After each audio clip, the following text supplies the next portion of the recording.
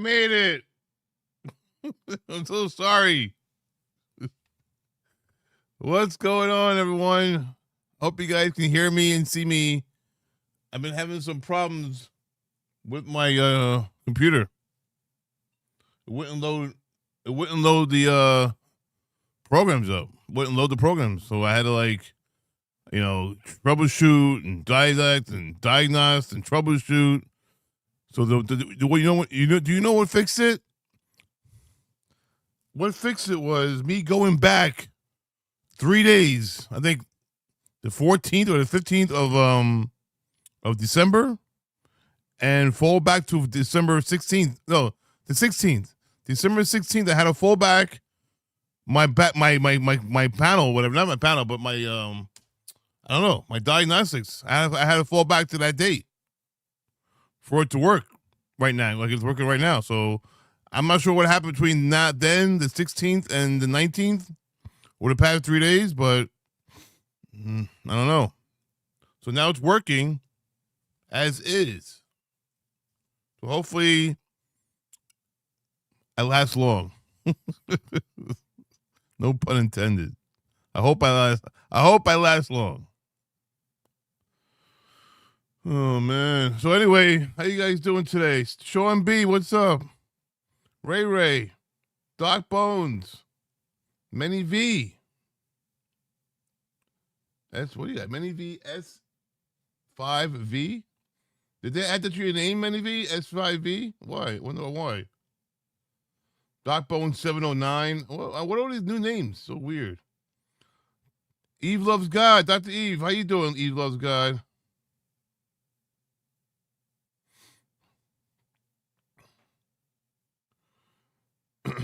Virus. Yeah, maybe. Yeah, maybe that's what it is, Dr. Eve. you never know. You never know. Hey, hopefully it's not that. I'm doing good, Sean B. Thanks for asking. Wild Dog, hi. Cakes Boo Boo. How you doing, Cakes Boo Boo? How you doing? Hey ding. All right, so I'm already running really late. It's already like what? It's like 1. It's, oh my God, it's almost 2:00 in the morning.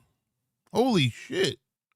Bro, it's almost 2:00 in the morning, and normally I stream until 2:00 in the morning, but now it's already 5 minutes to 2. OMG. But it's Friday night, so we good. It's Friday night. We good. It's Friday night. Yeah. That's the holidays, baby. Christmas. I love Christmas. I love this Christmas season, man. I get to decorate my walls, my ceiling, my room. Maybe I'll make a video. I'm gonna try to make a video of my decorations tomorrow in my apartment. A quick video. 20-minute video of my apartment. I haven't done so yet, but maybe I'll do it tomorrow. I don't know. We'll see. Maybe Monday. Maybe I'll wait till Monday because I have the cleaning people coming on Monday. The cleaning people. Not that that doesn't matter. You're not gonna notice a difference anyway. Between the cleaning people are here and do what they do and what I do. So I don't think you'll notice a difference anyway.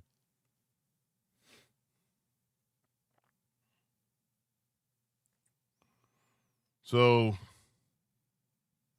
you guys want me to open up the panel? Because I'm gonna watch the closing. I'm gonna watch the closing stuff on Brian Walshe and the people, victim impact statements and in sentencing. So, I'll put a link. We can hang out. If anybody wants to join, we can join. You can hang out together. If not, I'll just watch it myself. No big deal. No biggie. Come on. It's no biggie. No big hoop. Ashley, what's up, Ash? What's going on, Bo? My Ashley is here. Earth to Ashley.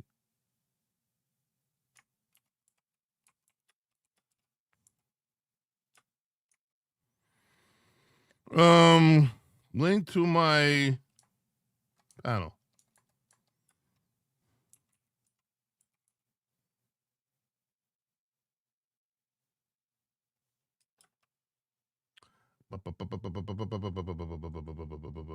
Do a couple laps for me. Go ice skating at Rockefeller Center and do a couple laps for me. All right, I could do that. I haven't ice skated in many years. So I wonder how good I am at ice skating at this point.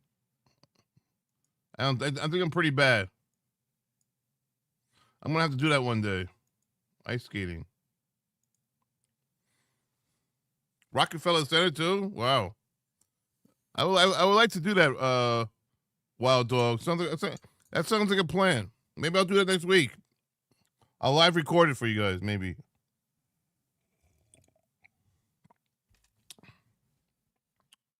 I wish I had some friends that want to go. I gotta find some friends in New York.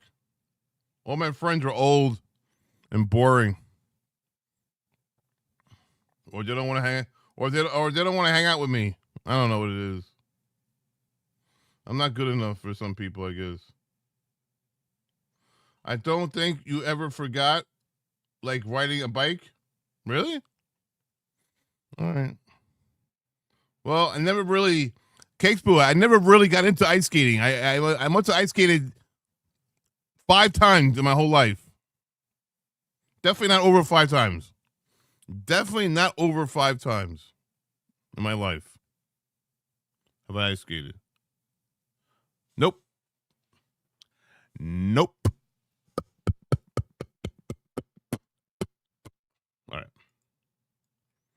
All right, let's get started here. Let's do this. Brutus. All right, where am I fuck. What else? I hate when I can't find something. What's it called?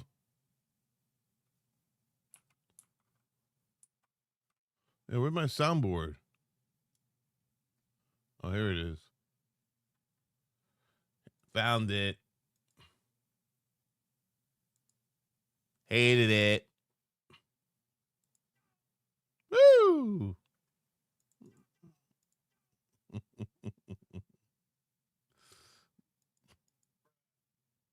Can you guys hear those sound effects?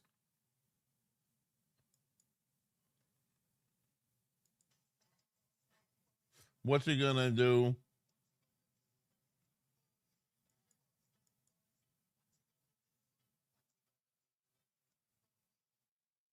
You don't hear those sound effects, right? All right, let me see. Maybe now, if I do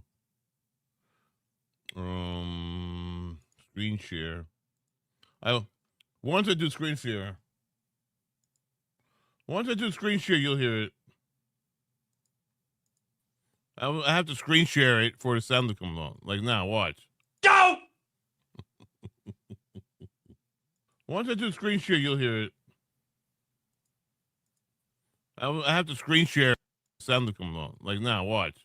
Go! It works! Yay! That's funny. Don't!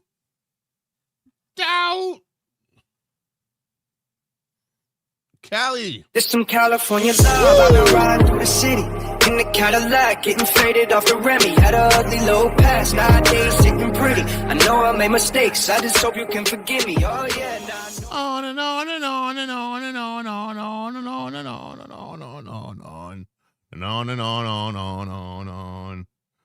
All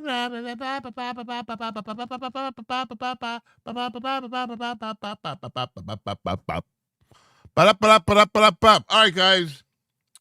Angel Eyes, what's up? How you doing, girl? What's going on, Polka Dot Susan? Neon honey. What's up, Neon? What is going on, ladies and gentlemen? I hope you had a good Friday. And now tomorrow is Saturday, and I hope we all have a nice, relaxing Saturday tomorrow. It should be pretty good. Should be pretty good. Pretty good. All right, let's find the beginning of this thing for tomorrow. Wah, bam. Here it comes. Here he is. There he is.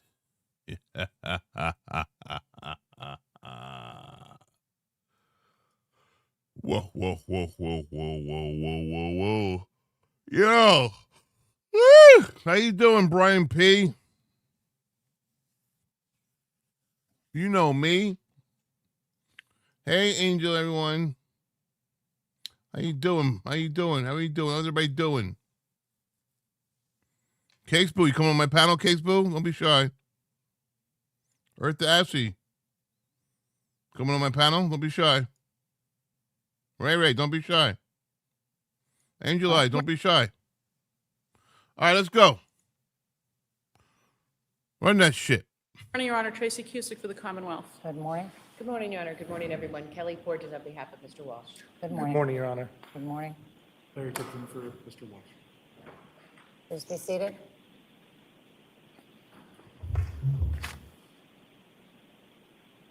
Mr. Walsh. Hello, Mr. Walsh. How you doing today, Mr. Walsh? All right, I have two motions up here, one from each of you, and I'll address those in a minute. You are unmuted. You are unmuted. So let me start by, excuse me, taking a drink of water. Let me start by listing what the court has reviewed in preparation for this sentencing to make sure that everything you think that I have reviewed, I have in fact received and reviewed. So I've received the parties' sentencing memos. That comprises one sentencing memo submitted, I think, yesterday or the day before, late in the day before, from the Commonwealth. The defense has provided a sentencing memo along with a supplement that I received this morning. I think that was filed yesterday after the close of the business day. I also have received various victim impact statements in writing to include victim impact statement on behalf of the three minor children from the Department of Children and Family Services, DCF. I've also received victim impact statements written from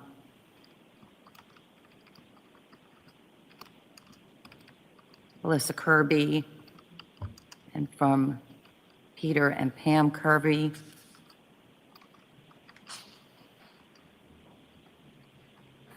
And I sought out and shared with the parties and have reviewed various sentencing commission information, as well as guideline calculation from probation,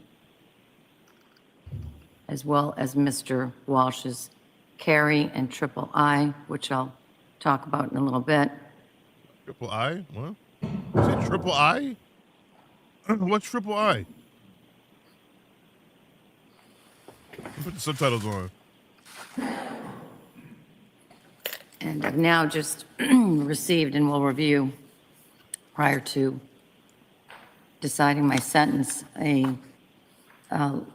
letter from Diana Walsh. As an initial matter, Who's Diana? Is it this? Her is there brother? anything that the mom? parties submitted that I didn't just now list that you expected me or want me to review before sentencing? Kamal first. Your Honor, there will be a victim impact statement given by Anna's sister, Alexandra Dmitrievich, and she's prepared to give that to the court. Okay, but as far as written materials, any other written materials that you are hoping me to review before I impose sentence? No other written materials, and I just want to note, FTR is not on at this point in time, and I don't know if the court needs that on. I know we have a court reporter, and we're in good hands, but sometimes we've been running both. All right, I thank you for pointing that out. We do, when we have the court reporter, that is the primary method of memorializing the events, but always good to have a backup, and I see that Madam Clerk has put it on now. For the defense, are there any other written materials that you wish the court to review? You have everything. All right, let me just take a moment Scumbag, murderer, to review cold this killer. letter. He is a cold killer, man. Cold killer. You killed your wife of your wife and your children. Wow. What a cold killer.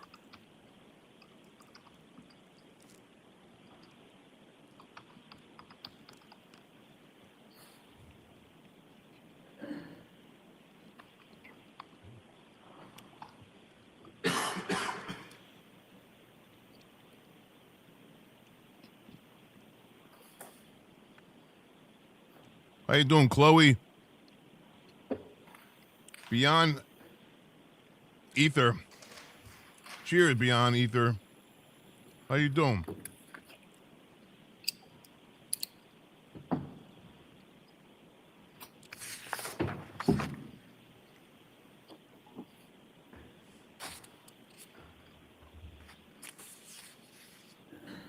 Heading to Newark. Why are you going to Newark? Yeah, sure does take a sicko. Takes a real sicko to do something like that. That's just disgusting. Disgusting. Think about it. Disgusting.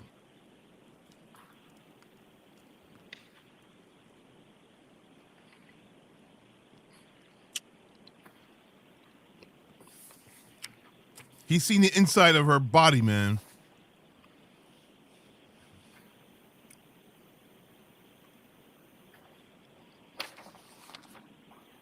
That's disgusting. Disgusting. Happy Friday, Chloe. Today was this week went fast, man. Let me tell you. It was a fast week. I can't believe it's already Friday. I'm gonna fast forward the video, guys.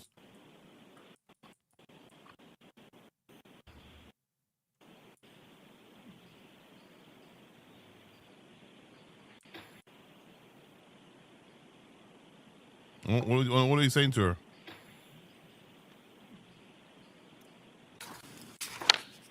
With the Commonwealth's presentation of whatever. Commonwealth would ask Alexandra Dmitrievic to address the court. Would you like her at the witness stand or from the podium? In the witness stand. Thank you, Your Honor.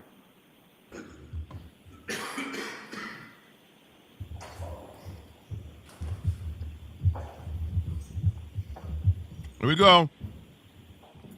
Victim impact statements have now commenced. Good morning, Your Honor. Good morning. You may be seated. Thank you. Thank you. Good morning, Your Honor. Good morning, everyone. My name is Alexandra Dmitrievich, and I'm the sister of Anna Walshe. Oh, the sister of Anna I Walsh. am here today. This is Anna Walsh. This is Anna Walsh's sister, guys. Man, that's sad. Must be tough on her. Right? Must be tough on her. To represent myself and my mother. I want to share with the court how losing my sister in January 2023 has forever changed our lives and left us with an unbearable emptiness. Losing my sister Anna so unexpectedly has altered our world in ways we never imagined. Anna was not just my sister. She was someone I grew up with, someone who knew me in ways no one else ever will. I struggle with the grief that comes without warning, hoping every morning that this is all just a terrible dream. The most painful part of this loss is knowing her children must now grow up without their mother's hand to hold. They now face a lifetime of milestones, big and small, where her absence will be deeply and painfully felt. Sad. Yep. This tragedy has also devastated my mother. She has developed severe depression and chronic exhaustion. Every single day, she carries the weight of losing her daughter. Our entire family is still learning how to live with this emptiness. Sad. Holidays and birthdays are now silent reminders of her absence. Because of the circumstances of my sister's death, we were denied the opportunity to say a final goodbye and to observe our customs, adding a layer of profound, unfinished grief to our loss. Yep. Anna was a mother, Yep. a daughter, a sister, and a friend. Her life was unfairly taken. We miss her beyond words. While we recognize that no sentence can bring her back, we ask the court to consider the permanent, long-lasting impact this loss has had on our family, especially her children. We stand in agreement with the Commonwealth and their recommendations. Finally, I would like to extend our deepest gratitude to the investigators, the Commonwealth's office, and everyone who has worked tirelessly on this case. Your dedication to seeking justice for my sister has provided our family with a sense of support during our darkest hours. Your Honor, thank you for allowing me the opportunity to share the full weight of this incomprehensible act. Anna will never be forgotten. We will carry her light and her memory with us forever. Thank you, Your Honor. Thank you. Thank you. Yeah. Thank you. Careful. Yes. Sorry.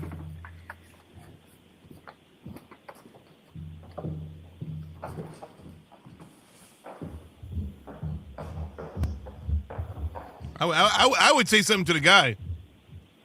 If it was me, and I was the brother of Anna, and I went up there to say something for my sister on behalf of my sister, trust me, I would be like, yo, I would confront him. I would have to confront him and say, what the fuck you doing, bro? You kill your wife? You kill the mother of your own children? Why? Why would you do something so stupid? She loved you, or maybe she used to love you, but you still have kids with her. You could raise them to at least and do something with your life. Move on. Because you got a little dick, you can't fucking fuck. You can't do certain things. You got to kill her. Get the fuck out of here, man.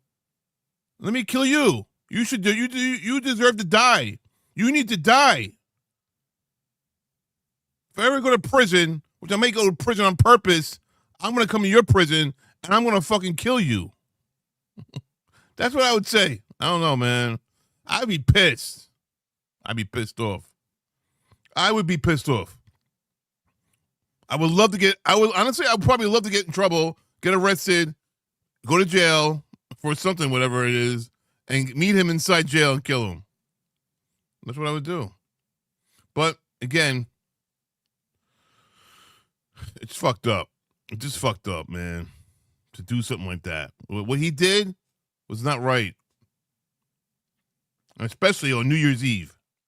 On a New Year's Day. Wow. What a nightmare. A fucking nightmare. Anyway, sorry. Those are my feelings. He's a sick man. He should be ashamed of himself. Yeah. He's not ashamed of himself, Ray Ray. He don't give a shit. He's not ashamed. Trust me.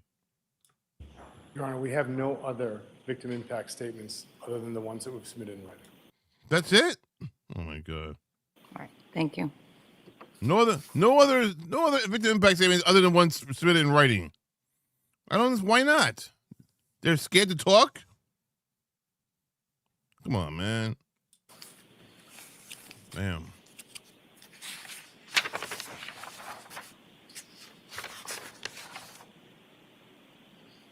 Wow.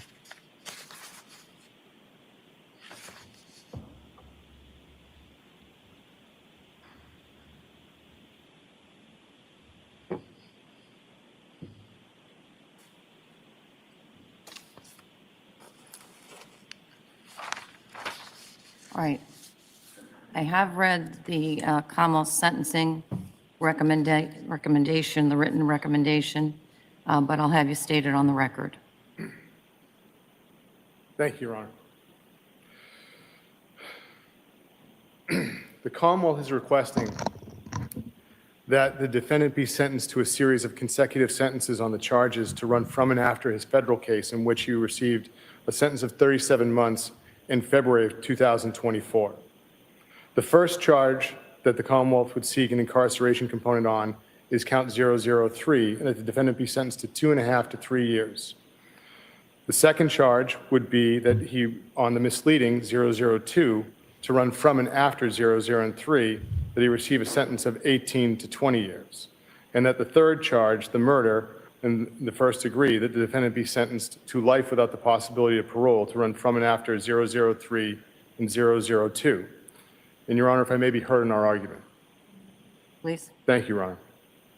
When you look at the facts of these three charges, each one calls for a harsh penalty. Immigration issues. If you look at the illegal conveyance of a body, the defendant did not just, the person that he illegally conveyed was his wife and the mother of his 3 children.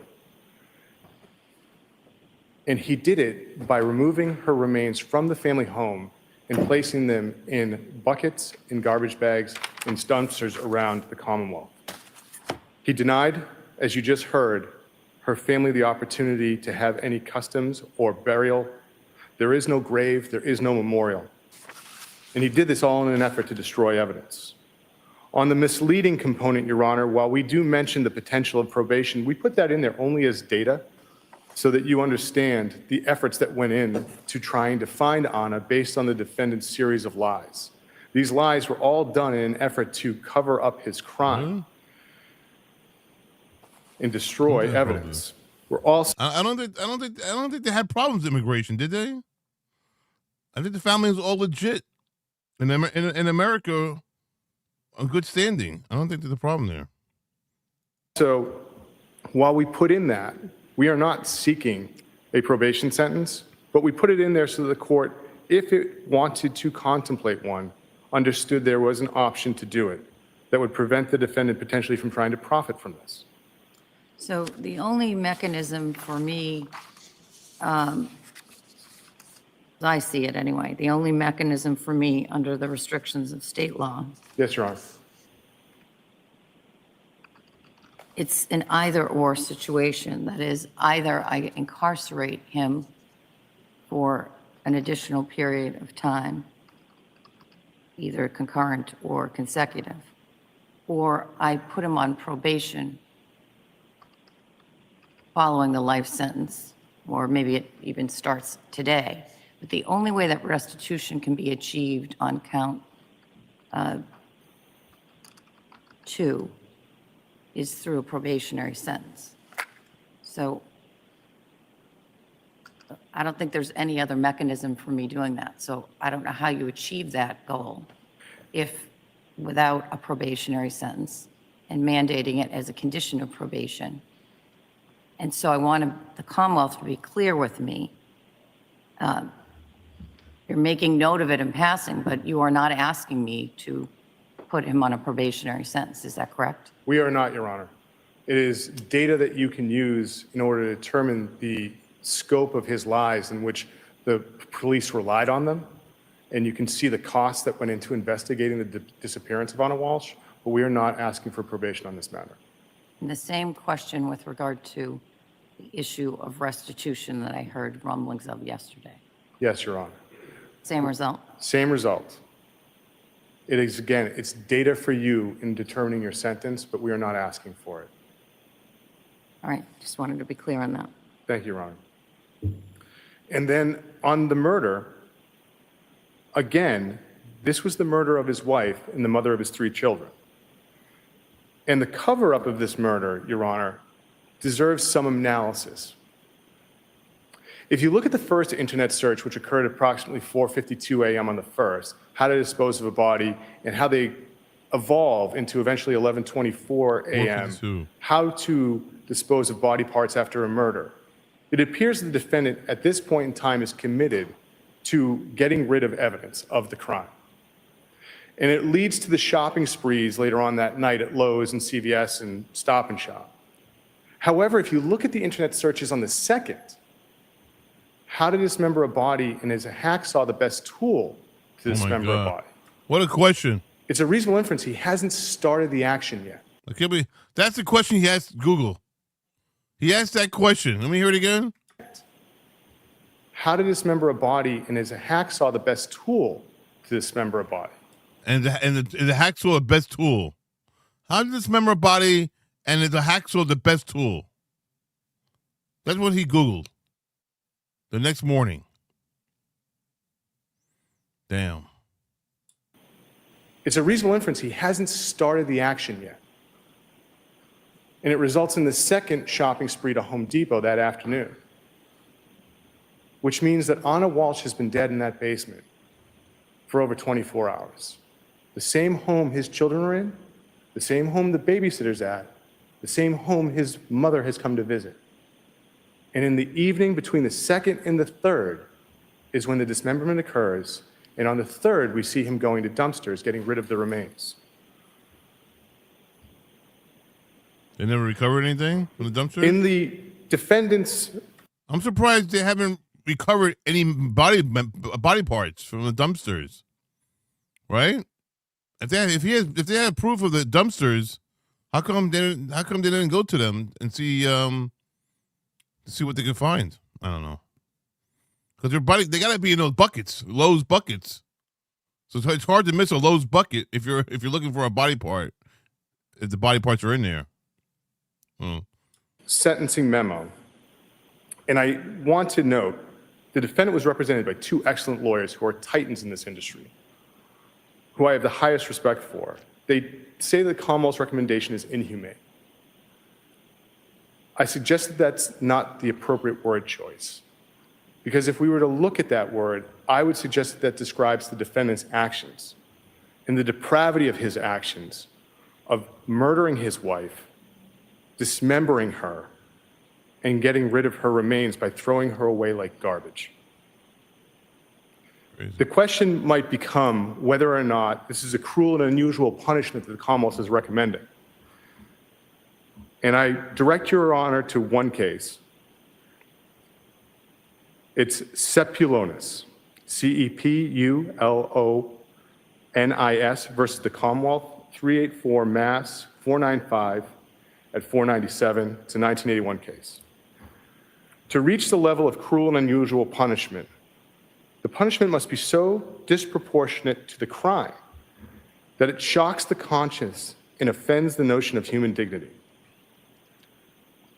I don't know if that's possible in this case, Your Honor, because human dignity was completely offended by the defendant's actions and how he treated his wife, how he disposed of her, and how he robbed her family and friends of the opportunity to bury her. There is no death certificate. The church will not allow a funeral to go on at this point in time.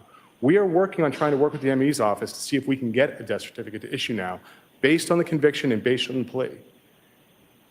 And when I looked behind me after the closing arguments, I realized that was the closest thing that those people had come to a wake, because they never got together to mourn her. And that happened 3 years later. So with that, Your Honor, the Commonwealth does make a punishment that we recommend to you. We recognize it's harsh, but we think it's appropriate based on the facts. And I appreciate your time, Your Honor. Thank you. Thank you. I'll hear from the defense.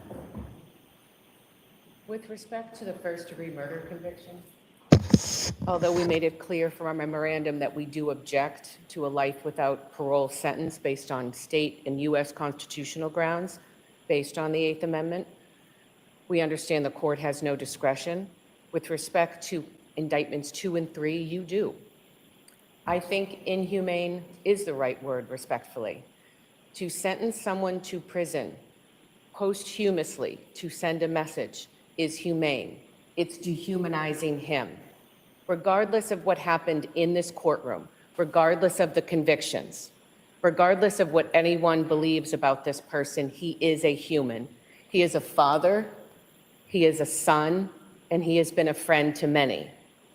The life sentence is mandatory, but to do consecutive sentences, I think, is inappropriate and is inhumane. Anytime there is a death, a murder, a loss of life, it is horrible, whether it's a loved one or a stranger.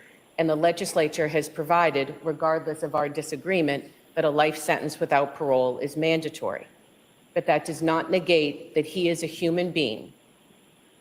And I don't think sentencing him to on and after time is appropriate. Just because you can doesn't mean you should.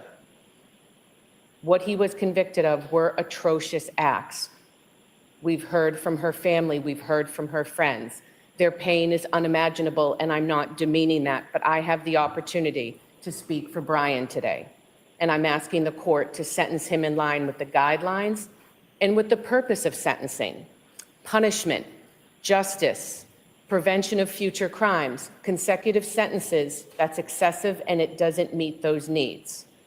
So I'd ask the court to adopt the defendant's sentencing recommendation.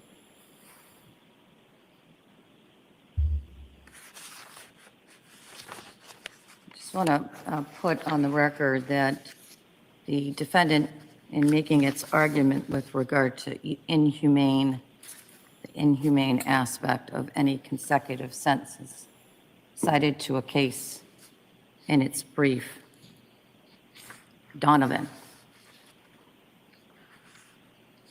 Donovan does not apply to this case.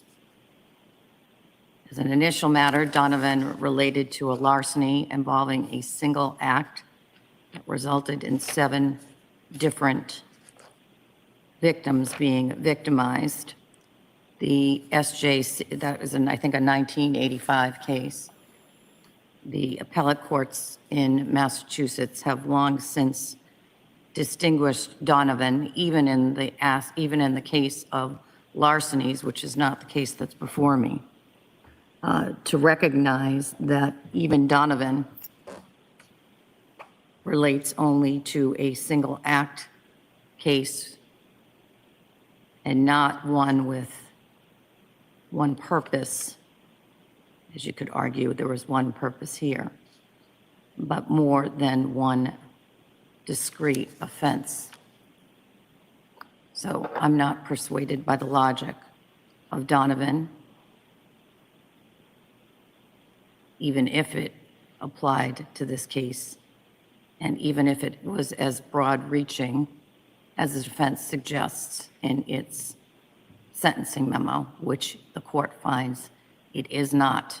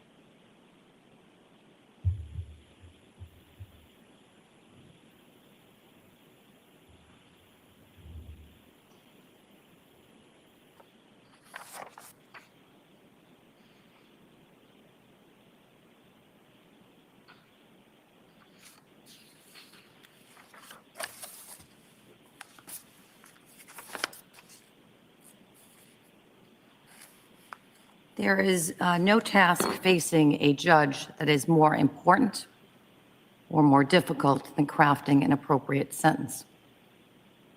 The legislature mandates that the only appropriate sentence for the jury's verdict, murder in the first degree, is life in prison without the possibility of parole. That sentence is immensely appropriate and just, given your murderous acts and the life trauma that you've inflicted upon your own children. As to counts 2 and 3, I have wide discretion in sentencing. I want to state my rationale for your sentences on those 2 counts on the record now. I have considered various factors with regard to my sentence for counts 2 and counts 3, to which you pled guilty on November 18th, 2025. Specifically, I've considered the severity of the crimes, their nature and circumstances, and your role in those crimes, the need to deter others from committing comparable crimes, and your prior criminal record, namely your federal fraud case. As to the latter, your criminal history shows a long and well-documented history of deceitful and manipulative behavior. I've considered your character or lack thereof, your behavior, and your background. With regard to the nature and circumstances of the offenses, as to indictment 002, in the approximately 4 hours of interviews spanning 4 days, you concocted a detailed, completely fabricated story of what happened to Anna Walshe on January 1st, 2023, in order to cover up your murder of her and disposal of her body. Your lies triggered a multi-day, extensive missing persons investigation. A command center was set up in Cohasset and was manned by various law enforcement, to include the Cohasset Police Department and the Massachusetts State Police. And local and Massachusetts resources were deployed to Washington, D.C. to investigate at Anna's home. Because of your lies, thousands of hours of investigative resources were wasted and diverted from other deserving cases and investigations.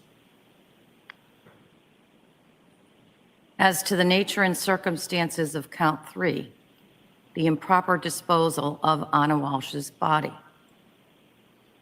the seriousness of your acts cannot be overstated.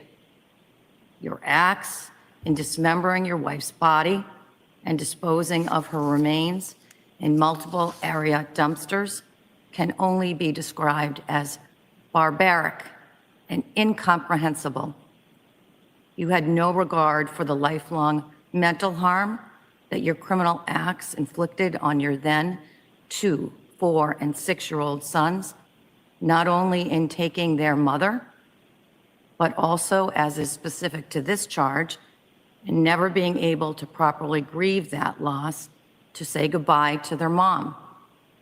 And I hear today the same is equally true of a sister who never was able to say a proper goodbye to her sister, a mother who never was able to say a proper goodbye to her daughter, and many friends who had the same loss.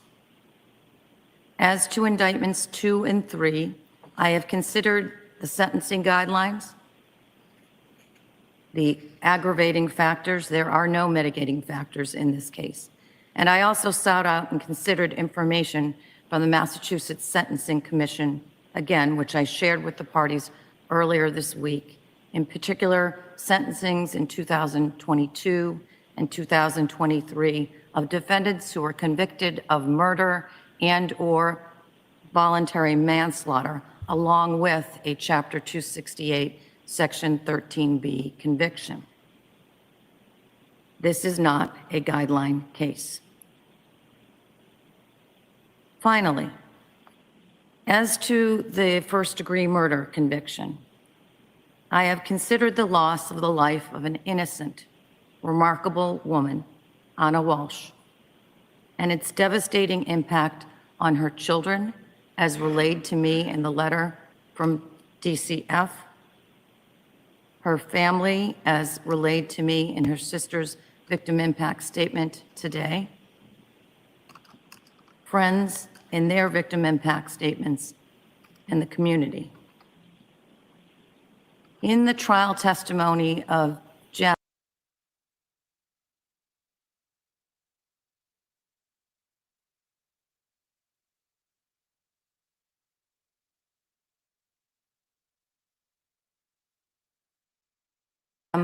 Mutlu and Alyssa Kirby. In the trial testimony of Gem Mutlu and Alyssa Kirby, a little bit of Anna Walshe, her warm, powerful, and embracing spirit came to life in this historic courtroom.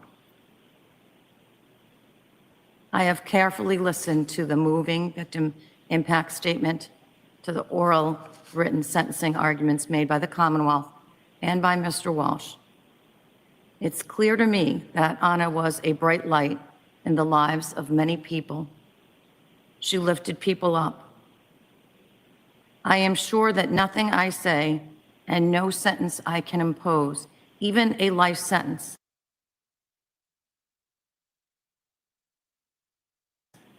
will lessen the grief that Anna Walsh's family, her mother, sister, and 3 boys, extended like family, confidants, friends, and others have endured and will continue to endure. Although I consider the letter of Diana Walshe, I simply cannot reconcile the person Diana Walshe. Sorry, I had my mic muted. I meant to say, hi, Tracing Cases. Welcome to the live stream. I appreciate you being here. Describes in her letter with the person who stands before me for sentence. Mr. Walshe, you can stand. Oh, here we go. Life in prison, right? Mr. Walshe, you will live with the guilt and burden of Anna Walsh's death for the rest of your life. Oh, there As you to go. count 1, the Bada jury boom, having bada convicted you of murder in the 1st degree, I sentence you to life in prison without the possibility of parole. As to indictment 2, lying to the police in connection with the investigation of a life felony, I sentence you to no less than 19 years, no more than 20 years, the statutory maximum, in prison to be served consecutive to the life sentence in 001. The legislature caps the maximum sentence for the improper disposal of a body at 3 years in state prison. 3 years? That's As it? to indictment 003, Only 3 years? the improper disposal of the body of your wife, Anna Walshe, I sentence you to no less than 2 years, 364 days, and no more than 3 years in state prison to run consecutive to the sentences in 001 and 002. I want to make one other notation. Well, that don't matter because he got life in prison, right?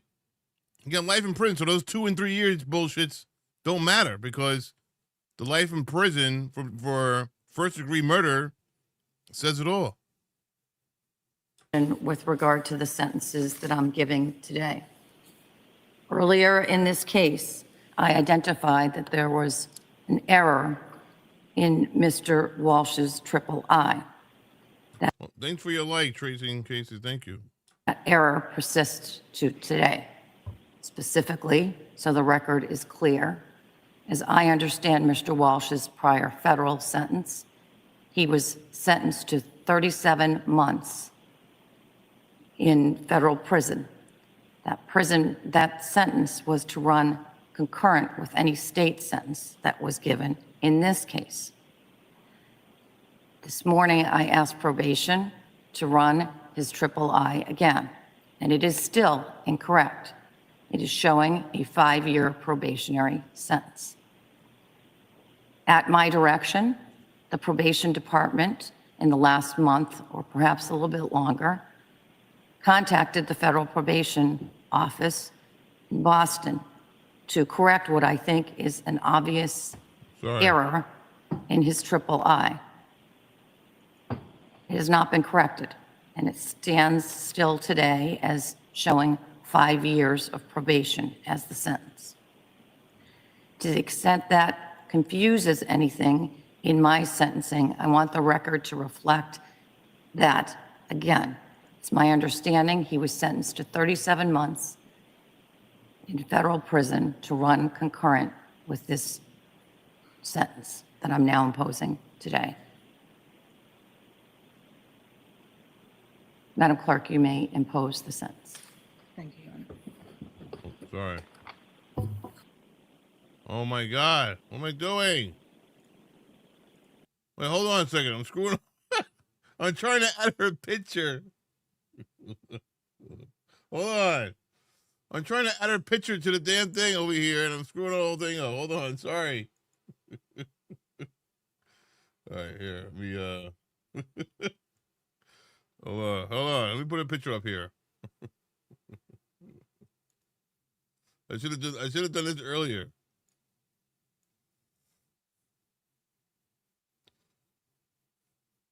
All right. All right.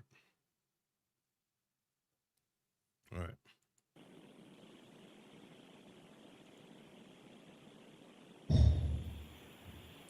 Wait, hold on.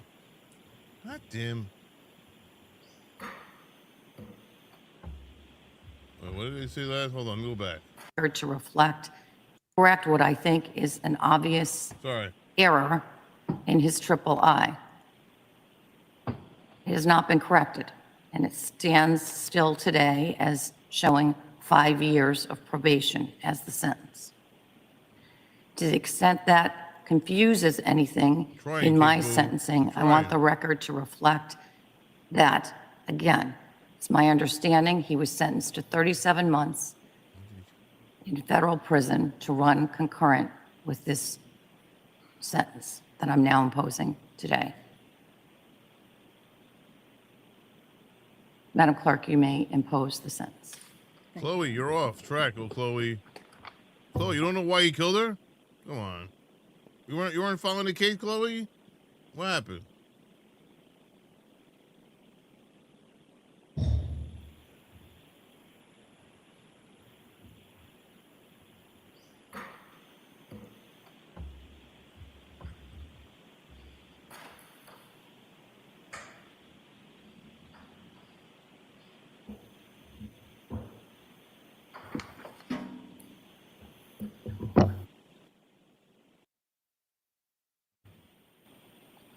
Mr. Walsh, a jury having returned a guilty verdict on charge 1, murder in the first degree, you were sentenced to the state prison for the term of your natural life. Count 2, witness intimidation, you having entered a guilty plea to that, sir, you're sentenced to 19 years, not less than 19, not more than 20 years, to run from and after your life sentence on count 1. On count 3, improper disposal of a body, you're sentenced to not less than 2 years and 364 days and not more than 3 years to run from and after the sentence on count 2. You will receive 1,076 days credit for time deemed served while awaiting the disposition of this matter. All fees and fines in this matter are waived. You're all set, Mr. Walsh. Thank you. You're all set, Mr. Walsh. You're all set to go. You're all set. You're all set to go, bro. Madam Clerk.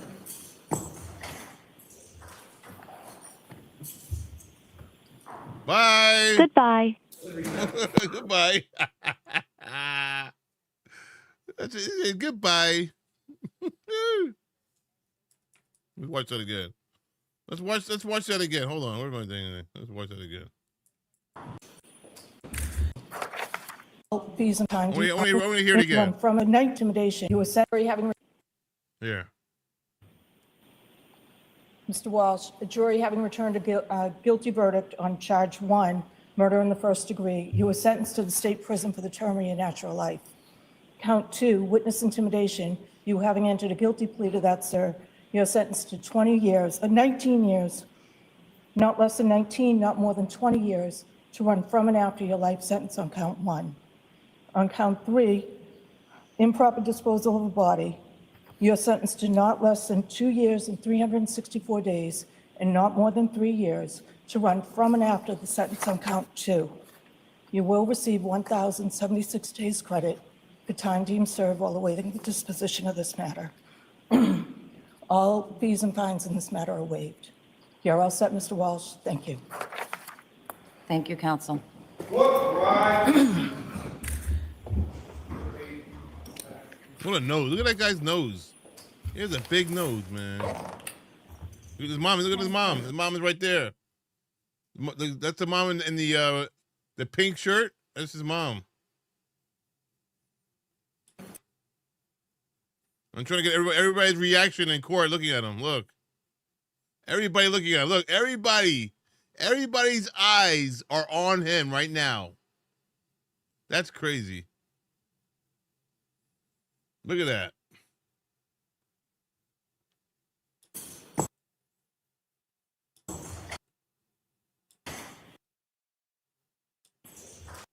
Damn.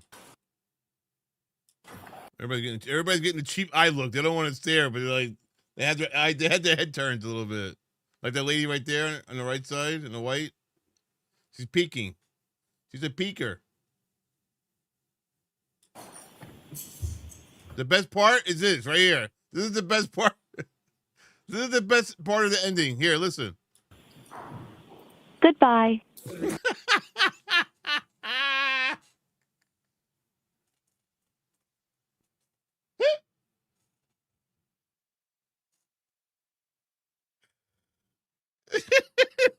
And it's written on the screen. Look, it's written.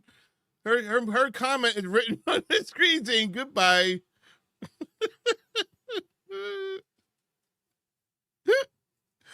Holy shit. Yo, what up, K Swole? How you doing? Goodbye. Yo, that shit is fucking funny, man.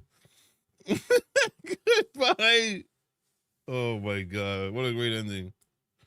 Oh, let me hear it again. Goodbye. Goodbye. Goodbye.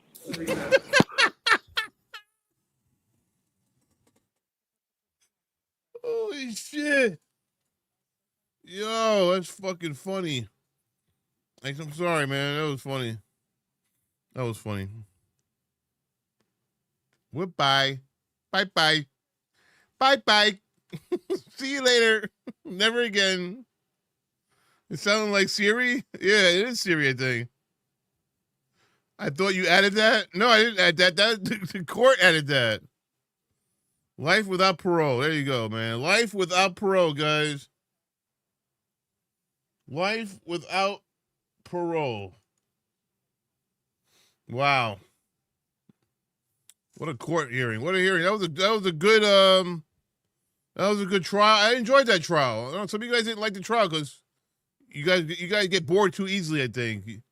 You can't get bored too easily when you're watching a trial, guys. You know? Shit happens in a trial. It's real stuff, man. It's real life. You know? You gotta watch it. Hello. Check. Check. All right, got a news conference. Let's do that conference. Wow. That's crazy. I'm going to fast forward to the conference, guys. If they ever do a conference, I think this guy's going to do it. Press conference, standing by.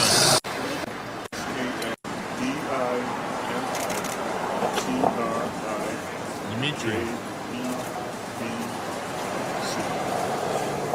Alexander. Can you show us as well as we can just let's put the video back.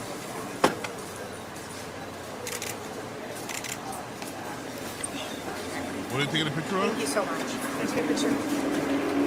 We're bored. Not you, Trout. Not you, Troy. Other people. Yeah. Other people were bored. I don't want to mention any Can you names. give the pronunciation like of that. Alexandra? Can you, I don't understand. I couldn't. she's a I'm little sitting where I quiet. couldn't hear. No problem.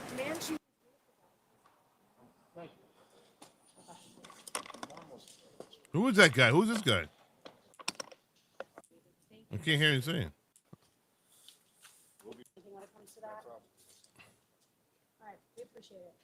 Don't do it. 9 a.m. on Friday. I have to think that's a wrap. No one's talking? No one's going to talk? Wow, that's surprising. No one's talking, guys. That's a wrap. I guess you're going to talk another day. Yeah, it ends right. That's where it ends. Look, it ends right there. Oh, that sucks. I was hoping to hear somebody talk.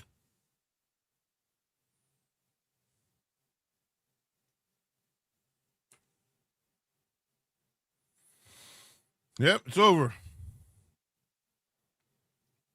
Bada boom, bada bang.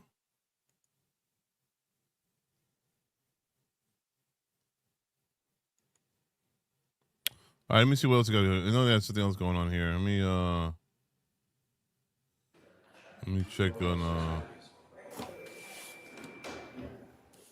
let me check here. This video Your has sister's something. victim impact statement carefully given. Same Sir. shit here. I'm from an house. Thank you. Thank you. Same shit. Goodbye. Goodbye.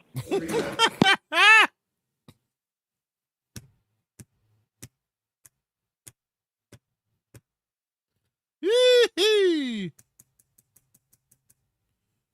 Who's it? 2 sentenced for killing former police chief and hit and run? Wow. All right, what else we got? What else we got going on here? I'm gonna watch another. I gotta watch another video on this. Hold on, guys.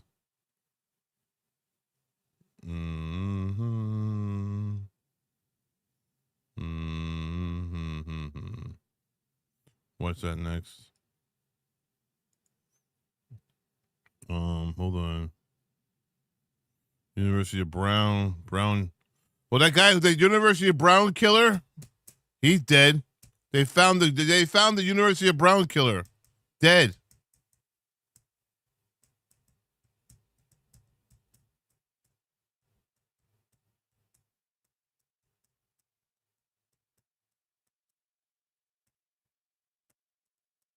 I gotta do a Nancy Grace video tonight. I gotta watch a Nancy Grace tonight. All right, where the hell is this video? Hold on, guys. I'm sorry. Where is this? Hold on. Let me look for this video. I want to find this video. Hold up, guys. Hold up. Wait a minute.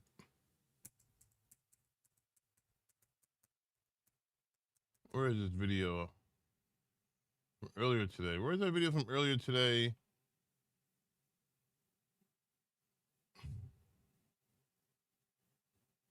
Rob Reiner. I'm doing Rob Reiner. I'm going to do Rob Reiner next, but hold on, guys. I want to see a video. I could have sworn I saw a video with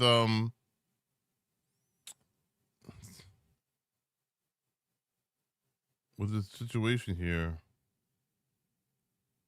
Where is it? Wow. That's not it. Maybe there wasn't nothing else after. Was there anything afterwards? I thought there was something afterwards. No. I could have sworn there was a video, like an update. No, God, do you know if there was anything afterwards or no? I thought I saw a video about afterwards, but I guess not. Am I wrong? I could have sworn I saw something on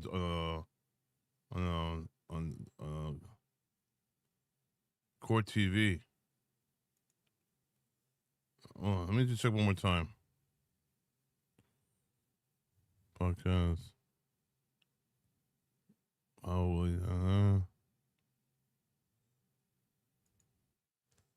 no. I thought there was something else today.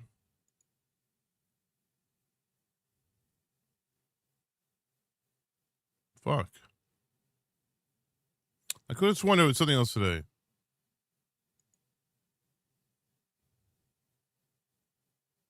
I guess not. I thought there was another video.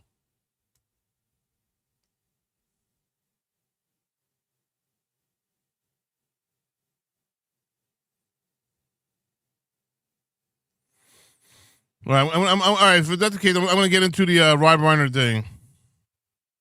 The Rob Reiner situation.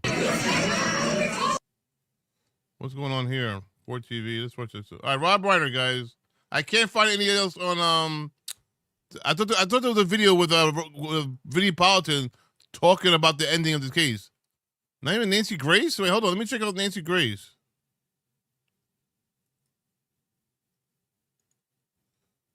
Joining us. Nancy Grace. I thought. Do you mean Nancy Grace? No remorse, stolen face. Let's see. Hold on. I'm sorry, guys. I could have sworn I saw something for us to like watch. Nothing else. No more words. Shock arrest hotel still blue. Shock arrest hotels trail of blood. Rob Reiner wife. Stone faced. Nick Reiner's 3 words in court. No.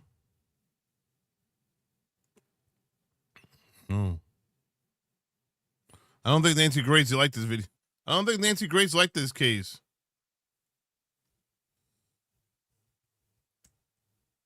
All right.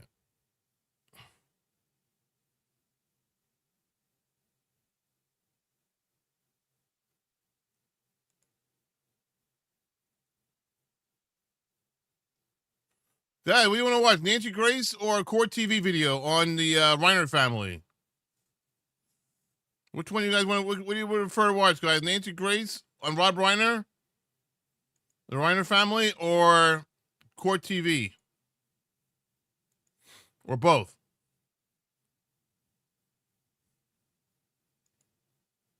Which one? Let's watch this for a second. I want to see what is going on here. There's like a fight going on here. I want to see. Let's see what's going on in this fight right here.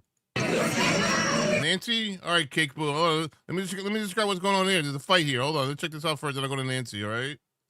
Nancy, Ray. All right. Everybody wants Nancy? Damn.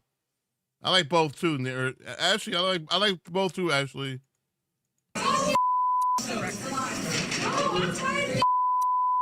Fight.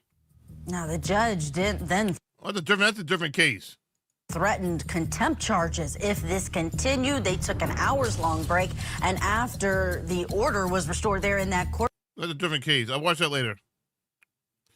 Let's watch Nancy Grace. I think I don't know which one. There's so many videos.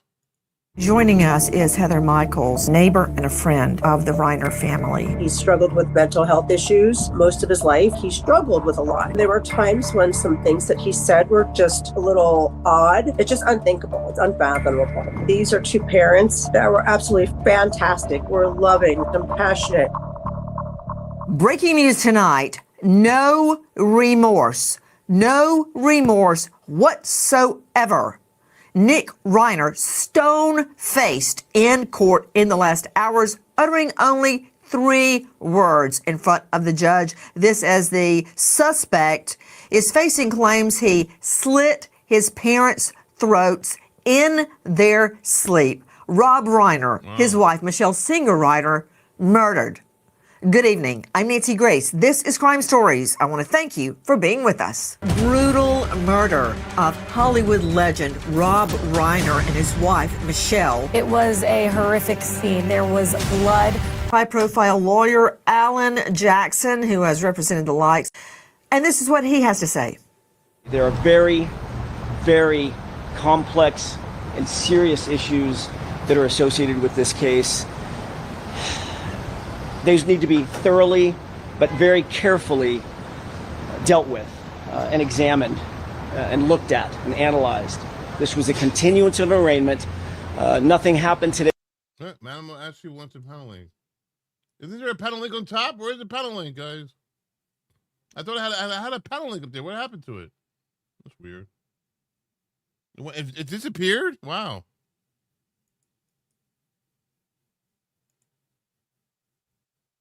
I didn't know it disappeared. Sorry.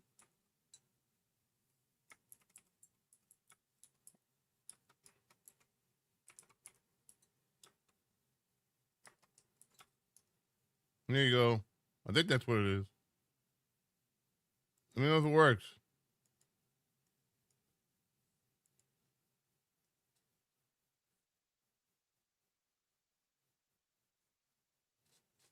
Have you watched this one yet? Vinny Live, Reiner Family Tragedy? No, I didn't watch that yet. I didn't watch that, Chloe. Was that from today, Chloe, or from yesterday? Everybody picked Nancy. We can do that one next, Chloe. They substantively will be back for an arraignment in the same department on the 7th of January. And we'll see you then. I'm going to analyze that. That's from our friends at Fox News. Joining me in all-star panel, he says there are very complex, serious issues associated with this. You think he looks older, Cakes Boo? Wow. This case. In other words, how am I going to get paid? And what in the hay am I going to tell a jury? My client was covered in his parents' blood. He acted normally. There goes the mental defense. Those are the complex issues Alan Jackson is thinking about tonight. Very complex, serious issues associated with this case. Those need to be thoroughly, but very carefully dealt with and examined and looked at and analyzed. This was a continuance of an arraignment. Nothing happened today. A lot happened. A lot happened. Joining me, Jacqueline Roth, editor-in-chief, OK Magazine. Jacqueline, thank you so much for being with us. Nick Reiner in court, completely stone-faced, no remorse whatsoever. Thank you, Chloe. What happened? He only said 3 words, "Yes, Your Honor," which is really frightening. I mean, he allegedly just killed his parents, and that's all he has to say to everyone out there. It's very, very concerning. And obviously, all the drug stuff that's come out about him and all these things are now catching up with him. We've now seen old videos of him, saying all these things, get me out of jail and bail me out, and all this money he's been using from his parents. I would say I didn't do it. If it was me, I would say, I went home. And my parents were bleeding all over the floor. I don't know what happened. I ran out of there. I was so scared. I don't know what happened. That's what I would say.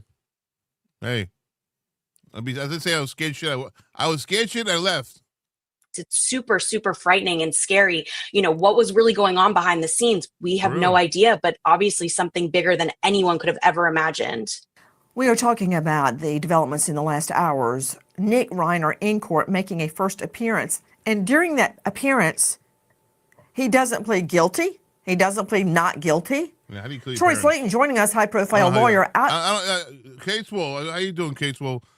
I don't know how you can kill your parents, man. Honestly, how can you kill your parents? Your mother, your father. How do you kill them? That's insane. You are not normal. You got really big problems. Of this jurisdiction, L.A., he's a veteran criminal defense attorney with Slayton Lawyers. Troy Slayton, thank you for being with us tonight. Look at this guy's bow tie. Why would you wear a bow tie like that? That's the ugliest type of tie. A bow tie. He can't say not guilty, Your Honor. I mean, why the drama? Why the suspense? Is this somehow just stirring the pot of mental defect on behalf of Nick Reiner, which of course is not going to work because voluntary use of drugs and alcohol is not a defense. So why not enter a plea? Is he pulling a Koberger? Absolutely not, Nancy. This is a very common thing that happens every single day in the criminal courts building in Los Angeles. He waived time for his arraignment. He's entitled to have an arraignment in 2 days, but people all the time waive time for arraignment and put it over to another date. This way, his attorney can, when he comes in on January 7th, likely declare a doubt as to his competency, and in the meantime can have him evaluated by multiple He's waiting experts. to see if his check clears. No, he's waiting to see a copy of the discovery, the initial packet from the DA, so that way he can start to wrap his head around what type of evidence the government has. Troy, he has to see And I can what the state's got on him before he can say, I didn't do this. If he were innocent, wouldn't he say, not guilty? I would never murder my parents. Well, Nancy, there's a strategic reason, because once you enter the plea of not guilty, then a certain timeline starts for a preliminary hearing, because then the court starts pressing to have the preliminary hearing speedily. Troy, do not try and mislead the viewers. The timeline that you are talking about, that really means nothing, because the defense can ask for delay, and get it. So the only thing that would legally be triggered is if the defense, I'm hearing a buzzing in my ear. Oh, it's Troy Sladen. The only thing that is a firm deadline is if the defense files a demand for speedy trial. Cases can go years without being tried. So that's not accurate. This is, as you said correctly, a strategic tactic. Jennifer Gilly, what's up, Jennifer? Zanaya, did I say hi to you? I didn't know. Hi, everybody. Absolutely. And it happens every single day in court. This is not a new thing with this case. It happens in criminal cases every single day here in Los Angeles. It's standard It's operation. just strategy. We're being played. We all know we're being played, but that is not going to deter anyone from seeking justice. Guys, shedding insight on the family dynamic is a very special guest. Now, she is an investigative reporter, and she is a producer and advocate. Heather Michaels is also you sent me a crime story from the Reiner National family friend. All right. She is a neighbor. Canada Tremblay, thank you. Heather, thank you for being with us. Thank you for being here. Thank you, Nancy. What do you recall Probably still having happened meth. All right. following the discovery of Michelle and Rob's Take your bodies? time, Ashley. No rush. No rush. All right. We all saw this unfold in real time. The tragedy of this really is, the main focus and the lives of Rob and Michelle and how wonderful and kind and genuine they were. Nick has struggled with mental health issues. He has struggled with, experimenting with drugs and being on and off meds. That's no secret. I think that he also was broken in a lot of ways. I, like you, am very disturbed by what we saw yesterday unfold and the stone-faced reaction to the death of his parents, the brutal, alleged murder by him of his parents, of his own parents. It's heartbreaking. It's just devastating. I'm trying to come from a place of love and empathy, but this is just something that's shocking to the communities, to our families, to the entertainment world. Of course, it's sad. It's big time. There really are no words. Rob Reiner. And I appreciate everything you said, because you really nailed it. And that, cannot be ignored either. Murdered by his own kid. Heather Michaels is joining us. She is an investigative Rob Reiner reporter. and his wife murdered by their own advocate. son. But tonight she's here as a neighbor and a friend crazy. Of the Reiner family. Crazy. Heather, I had the opportunity, the privilege of getting to meet Rob Reiner. He was so kind to me, and he had absolutely no reason he should have been or needed to. And actually knew my name. I was stunned. And at first when I heard someone say Nancy and I turned around, I actually thought it was Carl Reiner when I looked up at him. But of course that was impossible. And then I realized it was Rob Reiner and was just overwhelmed that someone like him would know someone like me's first name and be familiar with what was happening during Dancing with the Stars. And it struck me how he would be familiar with other people and kind to other people when he really didn't need to. Heather, you mentioned that Nick Reiner, now being held behind bars in the murders of both of his parents, Rob and Michelle, battle not only drug addiction but mental health issues. I'm not familiar with him ever being diagnosed with a mental health issue other than being whacked out on drugs. So that is the severe underlying issue is, it's a mix of like a bipolar and maybe a small amount of schizophrenia. He struggled with mental health issues most of his life. And unfortunately, this is not uncommon. This is something that it could have been actually one of 5 famous families that have children with mental health issues. And so that is another, place of where something needs to be addressed there. But this is something that then became such a tragedy. And, for somebody like him to, just snap like that and then brutally murder your parents when they are sleeping. They were sleeping. This was after that party. And, it's just unthinkable. It's unfathomable. It's very hard for me to take in, Heather. My mom lives with us. She just turned 94 this past weekend. And I go in all during the night to check on her, and I see her lying there asleep. The thought of taking a knife and slitting her throat is physically repulsive to me. You stated that you believe Nick Reiner was bipolar, possibly schizophrenic. Do you know he had been diagnosed with that? Or is that your educated guess observing him? There was some level of diagnosis, and he was, I would say, a functioning, child with mental health challenges. As you know, there's various levels. So he was functioning, but he struggled with a lot. And, some of these kids may be on some medication for some time. A lot of times they go off the medication, then they experiment with various drugs. I'm sure you heard that he was, sort of homeless at, various times. He had open access to the home.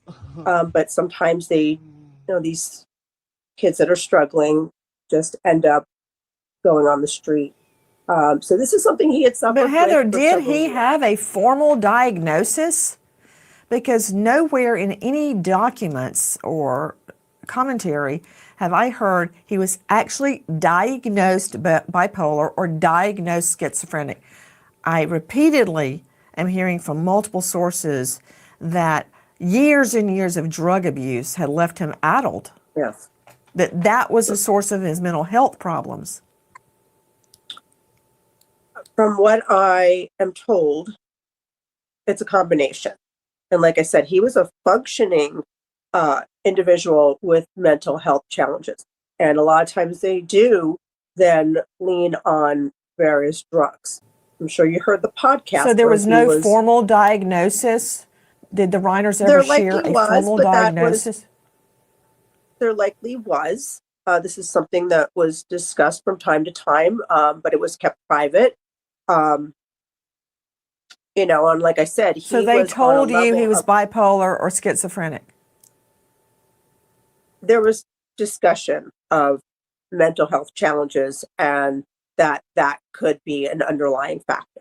Okay, so I'm taking that as a no formal diagnosis of bipolar or schizophrenic, but they discussed mental health challenges. Absolutely, yes. Okay. When you would observe Nick Reiner, what did you see?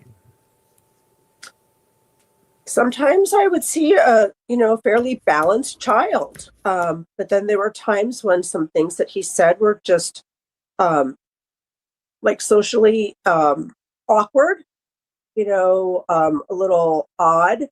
I'm definitely not right in the head. I've known other families in the industry with children with mental health issues, and on the higher spectrum, he struggled with those issues, and then also just feeling a little awkward, never really finding his place.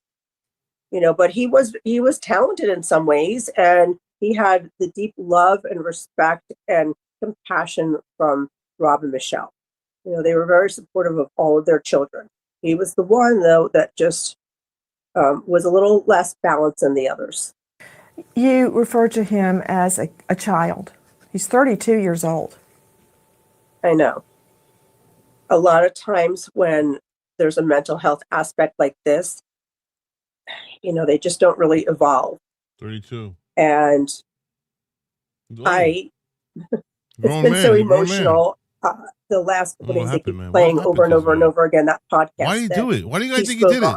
And candidly, I just feel like that was very telling of his personality at this time. And I know that was over 10 years ago, but this is a kid. I'm going to keep calling him a kid.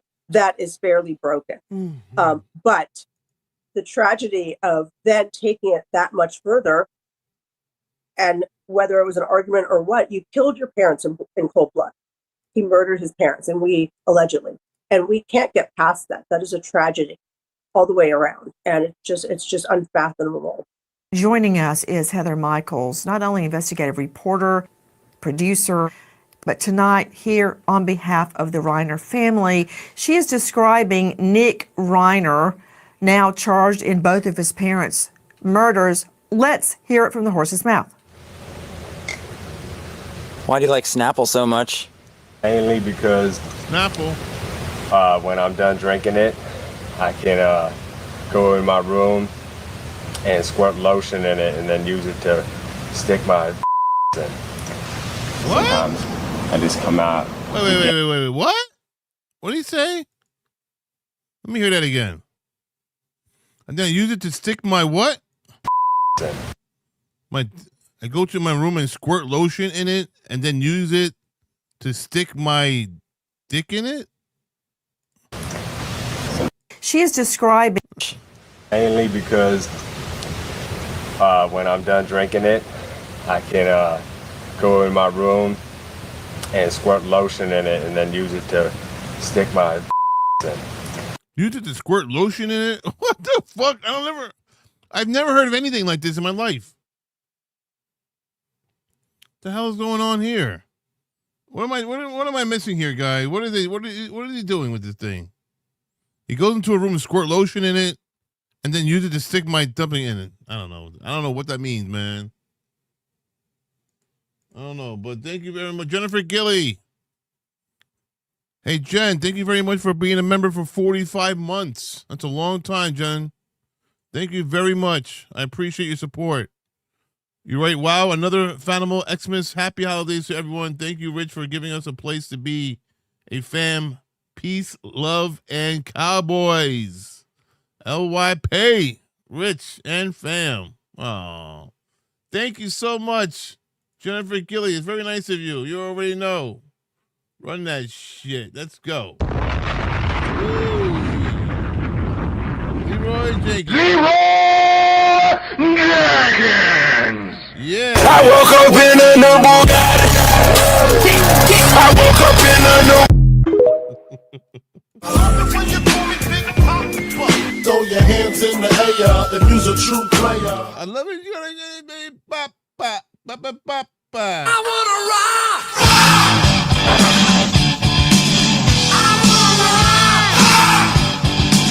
There you go. Jennifer, thank you so much for your support. I appreciate your 45 months, man. Thank you very, very much. Sometimes I just come out to gather my my sick thoughts. We're close to making a deal that will, of course, make him the worldwide star that he deserves to be. Thank you, Casewell, for all the love to me. I appreciate that, Casewell. $50 million on the line, and they were like practically just the whole time. Okay, yeah. Now I see what you're saying, Heather Michaels, about socially awkward statements.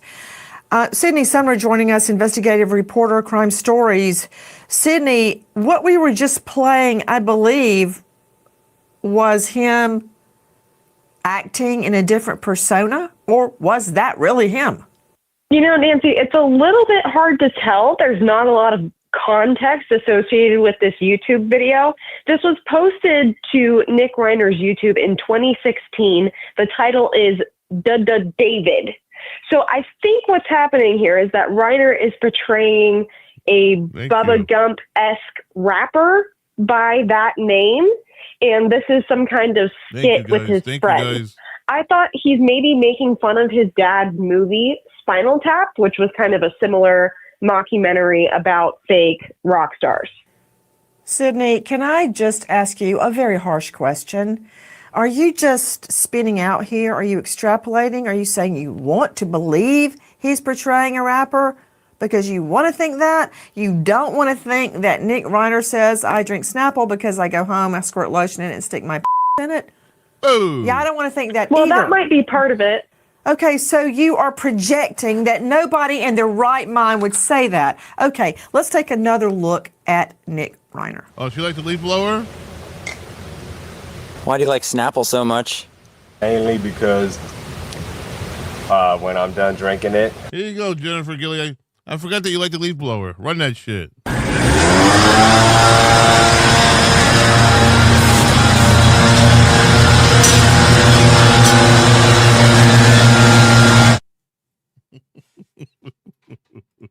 I can go in my room and squirt lotion in it and then use it to stick my in.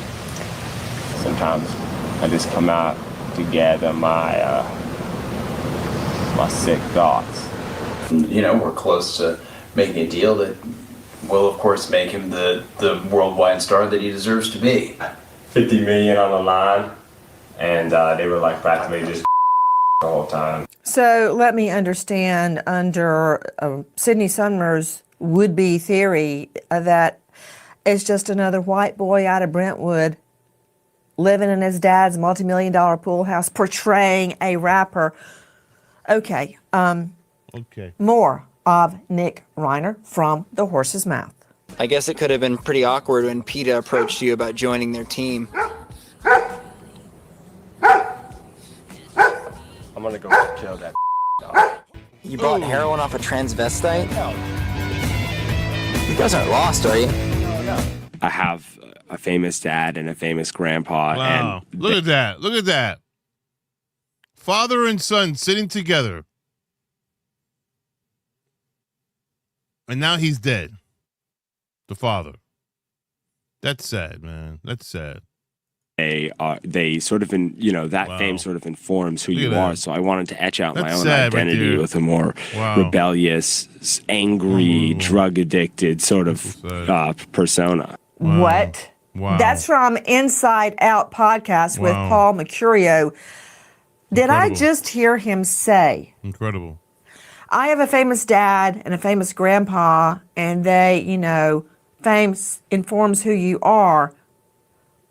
Is he blaming his father, Rob Reiner?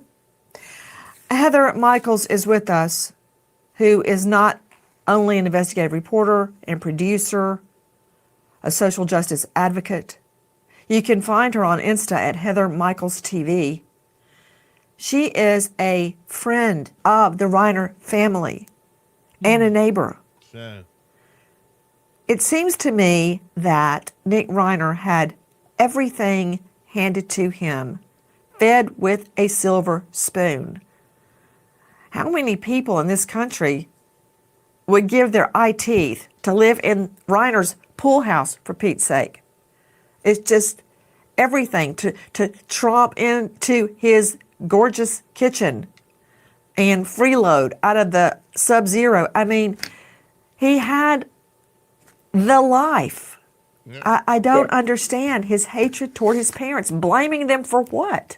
Mm-hmm. There's a lot of theories just in general in the entertainment industry when you have children that are under the, that have famous parents. It's challenging in itself. But this does not reflect on Rob and Michelle because they love their children unconditionally. They led with compassion, genuine intention, and so supportive of him. It's what you see time and time again.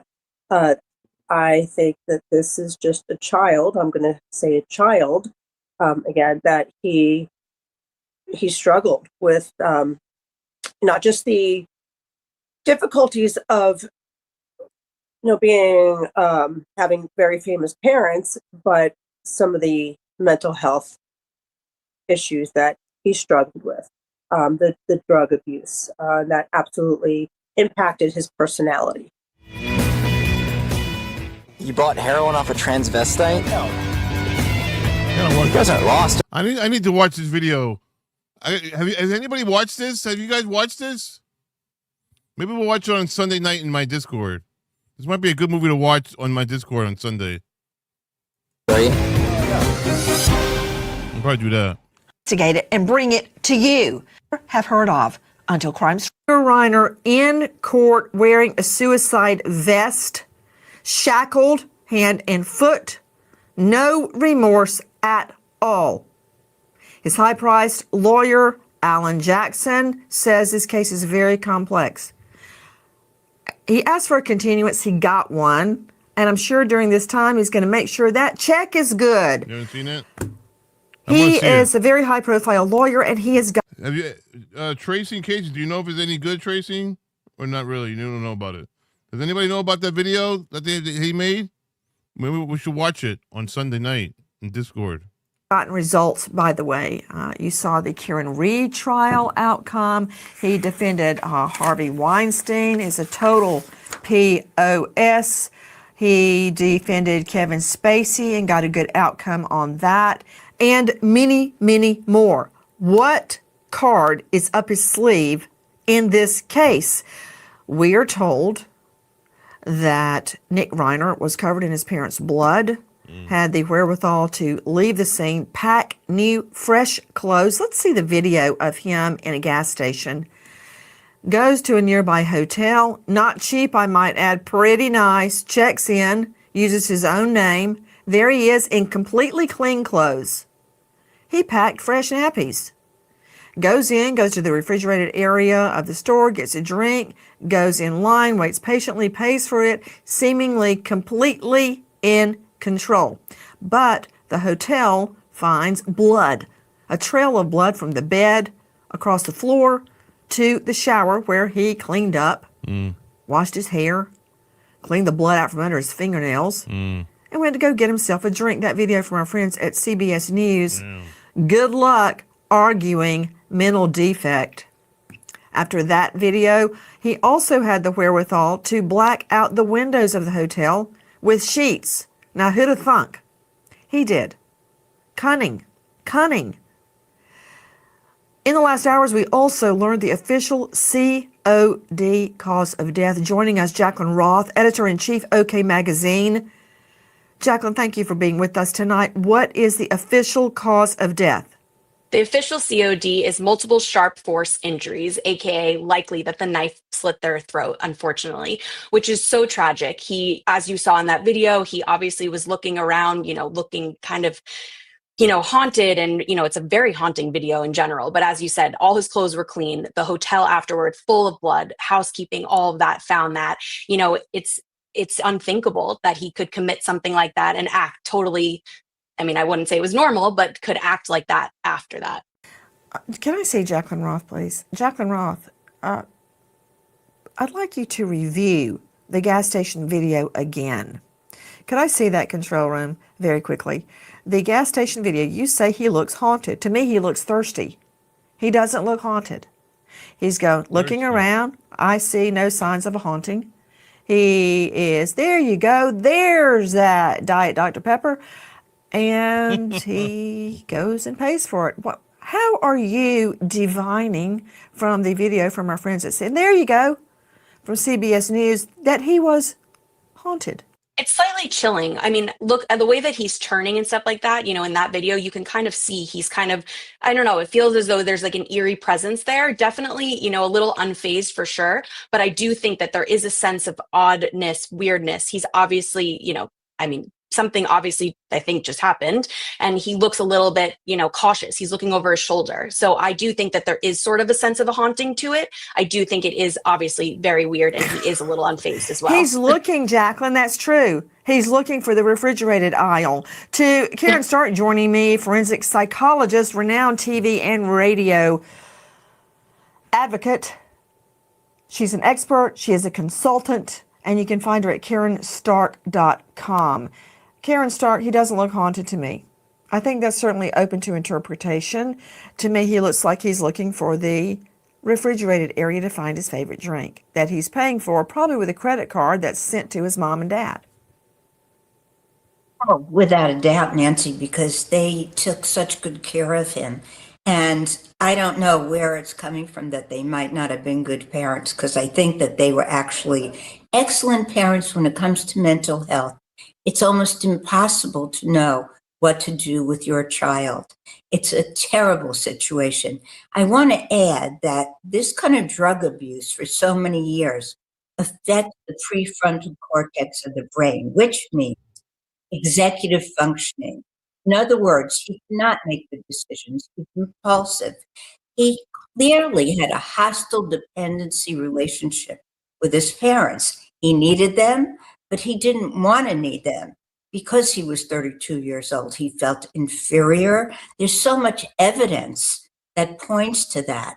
And You're welcome, Tracy. there was growing anger. He messed up their guest house. That's been reported repeatedly. And his sister was afraid of him, and a neighbor talked about violent tendencies. And so I think these parents really were trying very hard to do their best and did not intentionally ignore these symptoms. It's very hard to know what's going on with this type of child. Karen Stark, well put, and that is why you're a renowned TV radio trauma expert. Joe Scott Morgan joining us now. Joseph Scott Morgan is professor of forensics at Jacksonville State University. He is the author of Blood Beneath My Feet on Amazon. He is the star of a hit new podcast, Body Bags with Joseph Scott Morgan. But for my purposes, he is a death investigator who has investigated thousands, over 10,000 death scenes to determine one of just a handful of manners of death. There's a difference between COD, cause of death, and manner of death. Manner of death can only be accidental, suicide, natural causes such as heart attack or stroke, unexplained, or homicide. Those are your choices. Joe Scott, thank you for being with us tonight. Joe Scott Morgan, could you explain what Jacqueline Roth from OK Magazine just reported as the official COD? Because, Joe Scott, I got a problem. It's bad enough that their throats were slit in their sleep, which leads me to a special circumstance the DA hasn't included, lying in wait. But also there were other stab wounds, Joe Scott. Other stab wounds. What does that mean in your world? It means that this is an anger-filled, frenzied attack, Nancy, because this is something that is driven by rage. We see this many times, particularly with sharp force injuries.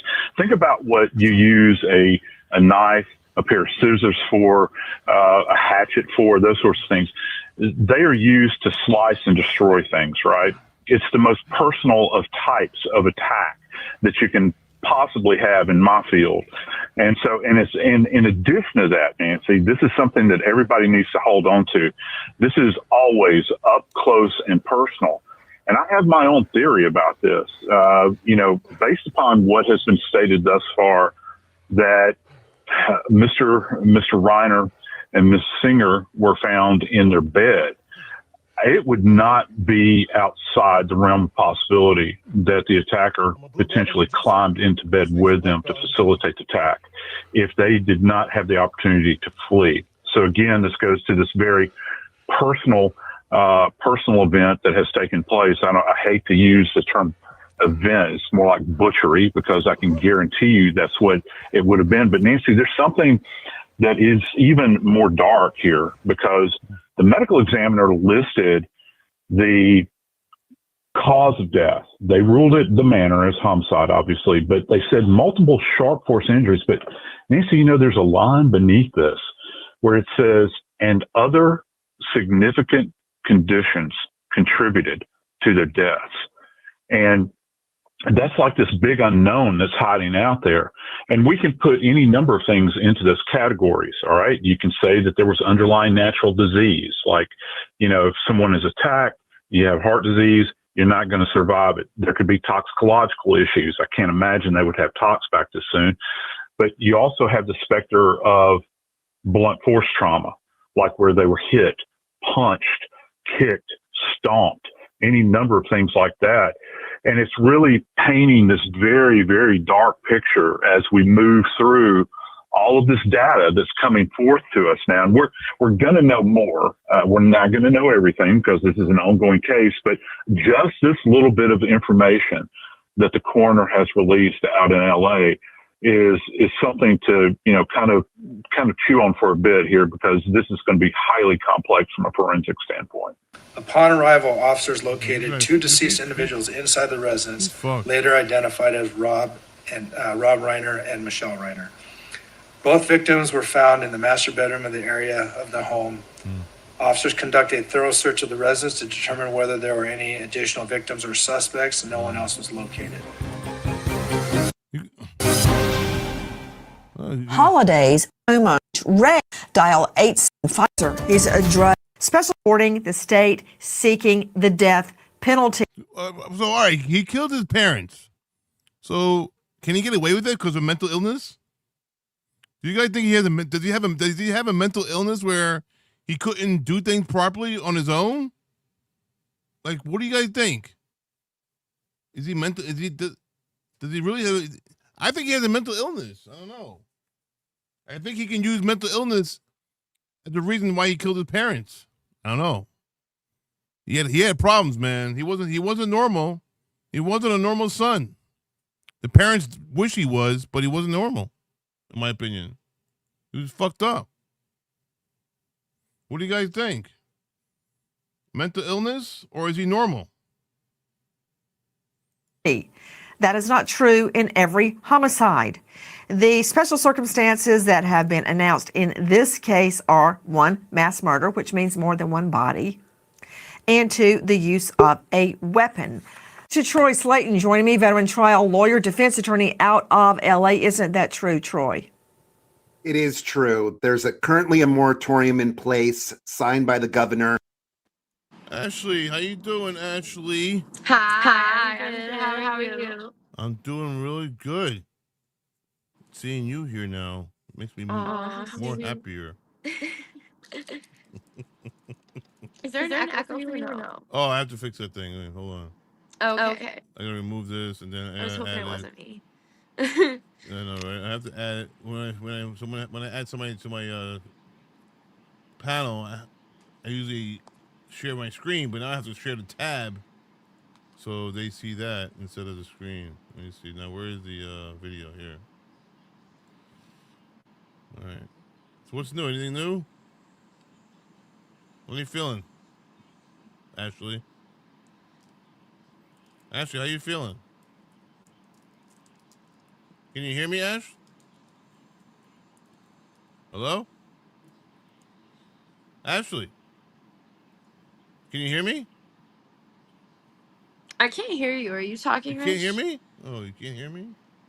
Test Is it. it 1, 2, just 3. my stream? Maybe it is. Hold on. Let me refresh. 1 second.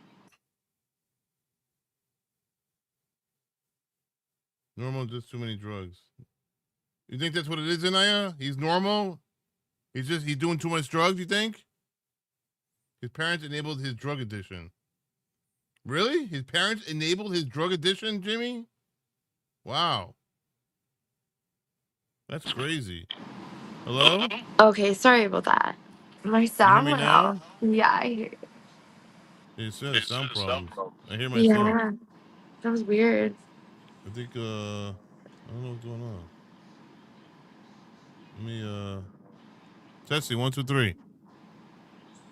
All right, better now. It's better now. All right. By executive order, but that could change as soon as But yeah, someone says I was asking a question, Ashley. What do you think? Whose fault is it? Is he just a mentally what's the word? Challenged Like a kid mentally ill person. growing up? What? And did drugs? His parent or is it the parents' fault? I don't think it's the parents' fault. I don't think new governor murder is is really an answer, but I do think that maybe they made him feel a certain way. Like I've heard interviews where like the dad wouldn't let him speak. He would kind of talk over him, kind of, and it was like topics that Nick would be like more fit to answer and things like that. But Yeah. like I don't think any of that is constitution for murder. Like it just doesn't. I don't know. It doesn't make any sense to me. Like everybody has some kind of issue with their family, right? Yeah. I mean, everybody, whether it's their parents, their whoever. But they did try to help him. And I think part of it is, he's a Nepo baby. And, Nepo babies, a lot of them just take What's a Nepo everything for baby? granted. It's a kid of celebrities. Oh. Yeah, so like a kid who grew up rich, she's like kind of like didn't really get to experience real life, kind of like more of the celebrity life. Yeah. Yeah. So I think That's part of true. it is where he's just ungrateful. And I think he may, I don't know. I don't know what happened in the moment. I think they got Well, into it an killed argument and he you. spiraled. But to kill your mom too? Yeah, that's crazy. He killed both of his parents. I can't That's imagine. you killed both of your parents. That's definitely Yeah. mental. That's a mental. I don't know. It seems. It seems like he had no control. Right. Like, I wonder what the mother was saying. Like, think about this. This is a situation where he was in front of his mom and dad, where they argued and so like that, and then it came out to a fight where he wanted to kill them both. That's Yeah. serious. That's a big thing, man. Yeah, it's I mean, huge. these are your parents, Right. your It's not mother just and your like, father. right. You have like an emotional connection with these Yeah, you people. you walk away and say, "All right, mom, fuck you," and then you run to your bedroom, whatever. Right. I hate you, mom. Yeah, Slam your but door. You don't to fucking kill stab them them. and stab them. Yeah, it's crazy. Wow, I wonder how it really happened. Like, what? I would love to see a video of it happening. Like, what really happened? Like what happened right before. Before, after, during, All of it. the whole Yeah. thing. I don't know, man. It's so sad. You can't argue with a lunatic. You think he's a lunatic, Chloe? The kid? You can't be feeling blessed and be on drugs. You can't That's be true. feeling blessed and be on drugs. Interesting. Yeah, his dad was very loving and a mensch, but he fought too much with Nick, Yeah. who clearly needed to be locked up. Yeah, you're probably right. Cat Randall, what's up? How you doing, Cat? All right, I mean, that's just sad, man. And joining me, veteran trial lawyer, defense Oh. attorney out of LA. Isn't that true, Troy? It is true. There's currently a moratorium in place signed by the governor by executive order, but that could change as soon as a new governor is elected or there's some sort of proposition put into law by the people of the state of California. So a new governor could eradicate Newsom's moratorium. There's a lot of people sitting on California's death row. Or the people of California could vote on a proposition. What's a Nepo baby? Nepo baby, you get things handed to you. Yeah. Stardom, job position, and because your parents. Like Haley Baldwin. Yeah. Like how she's well, I mean, she's married to Bieber now, but she's a Nepo baby. Lots of different people are Nepo babies. Like they're famous because their parents are famous. Or their What's a family. Nepo? What's Nepo stand for? I forget what the whole actual phrase is. I'm sure someone in chat knows more of how to explain it. Who said that? Who said that in the chat? Who Nepo? Who wrote that? Chick Eastwater. What's a Nepo baby, Chick Eastwater? I can Google it, but I'd rather hear from someone here. I'll Google it for you. The term nepotism baby was first popularized in the early 2010s Nepotism. after years of being used and was shortened to nepo baby in 2020. It is a person who benefits from their parents' celebrity, social capital, or wealth to achieve success in a closely related field of work to their mother or father. Yeah. Wow. So, from nepotism, how your parents are famous and you. Nepotism. Yeah, it's an industry baby. Really? Yeah. Nepotism. Honestly, I gotta read this. Hold on. Like Will Smith's kids are nepo babies. Because they're. Let me see something. I just want to see what it says here. This is kind of weird. Nepotism. Yeah. The practice among those with power or influence of favoring relatives, friends, or associates, especially by giving them jobs. Wow. Yeah. What's the true meaning of nepotism? Nepotism is the act of granting an advantage, privilege, or position to relatives in a occupation or field. These fields can include businesses, politics, like academy, entertainment, sports, religion, healthcare, and concepts Yeah, similar to it's cronyism. okay. Cronyism. Wow. Is it a crime? Yeah, it's not just celebrities. It's also just any job, like corporate jobs, just anything like handed down to, from families, whatever. Oh. Any kind of like family kind of oriented thing like that. Wow. You don't have to be famous, yeah. Well, it says here, is it a crime? It says nepotism isn't automatically a crime, but can become illegal if it crosses into discrimination based on race and gender. It violates public sector ethics or involves bribery or corruption, especially in government jobs where laws strictly forbid favoring relatives for merit-based roles. In private companies, it's generally bad practice or unethical, but not usually a crime unless it leads to legal discrimination or breaches employment laws. Oh. Wow. All right. Just want to see the basics of it. All right, let me go back to this video. Wow. Allowing or getting rid of the moratorium. Troy Slayton, in many jurisdictions, there are multiple special circumstances, both of us have worked on death penalty cases Trump before. I was thinking about the possibility of pecuniary interest as an underlying factor, a special circumstance in this case, because as it stands right now, Nick Reiner could inherit from his parents. Killing them would make him one of the few beneficiaries. There are 4 children. It could, if he were to not be convicted. However, California prohibits people from profiting from their crime. So if he is convicted of their murders, Slayer Act. then yes, if he's convicted We of can't see the video. the But what if crime he's of found murder, his parents, then he NGBRI? can't- Not Oh fuck. I forgot. I was doing. I thought my shit was lagging, but no. Sorry. California prohibits people from profiting from guys. their Sorry, crime. everyone. So if he is I rewound it. under convicted the of their California murders, Slayer Act. then yes, if he's convicted of But the what if crime he's of found murder, his parents, then he NGBRI, can't. not guilty by reason of insanity?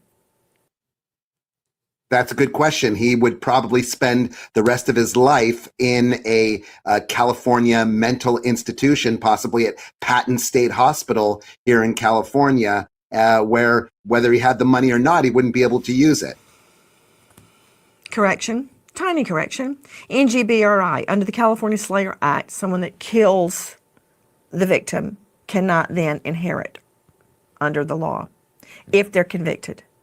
If they're found NGBRI, not guilty by reason of insanity, it then is thrown into probate and they may inherit. NGBRI, not guilty by reason of insanity. Once you are treated and declared well, you then are out of the mental facility. Isn't that right? It is so rare for somebody who is convicted found not guilty by reason of insanity, placed in a California mental hospital to ever be released. It almost But the never answer to happened. that would be yes. Once treated and declared well, look at Hinckley. Last I looked, he's He would living with mommy and actually- daddy. The way that it works in California is you're He entitled to another jury trial on whether or not you're well. But again, he could walk after being deemed cured, even following a not guilty by reason of is insanity. in the realm- Are you it is in the familiar realm of with John theoretical Hinckley? possibility. Is that ringing a bell to you? Yes, but that's not California. Do you recall what John Hinckley was convicted of? Yes, shooting the president of the United States. John Hinckley. And do you know where he is today? In prison, no? He's out. Oh, he's not in prison no more? Yes, he's out. He is out. That's But it wasn't what murder. happened. It was an attempted assassination. It wasn't murder. Oh, yeah. Of the president. You know what? I feel like I should be talking to a lamppost right now. Hinckley walked. It could happen. Things change. Charles Manson got the death penalty, Love then the her. law changed, and he got life behind bars. Then when the DP was reinstated, it would not be applied retroactively. You never know what's going to happen. So back to where I started, pecuniary interest in the death of the victim is typically a special circumstance. And lying in wait is a special circumstance. To Joseph Scott Morgan, you brought up the specter that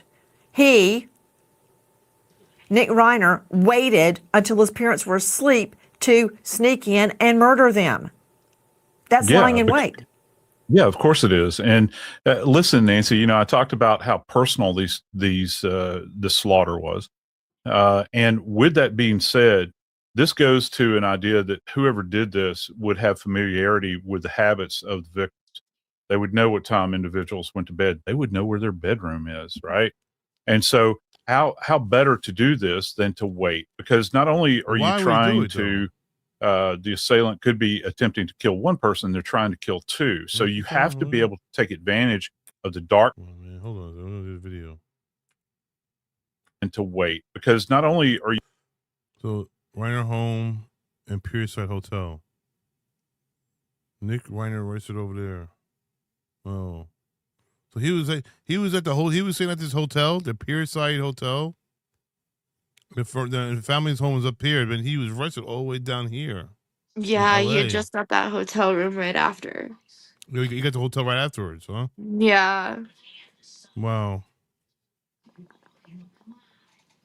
trying to the assailant could be attempting to kill one person, they're trying to kill two. So you have to be able to take advantage of the darkness. You have to be able to take advantage that the person or persons are not aware of what's going around because they might be in REM at that point in time. So yeah, I think that Can't believe lying they're in dead. wait is a big factor sad they're here dead. going forward. And what does that go to? Wow. That goes to some level of planning, Nancy.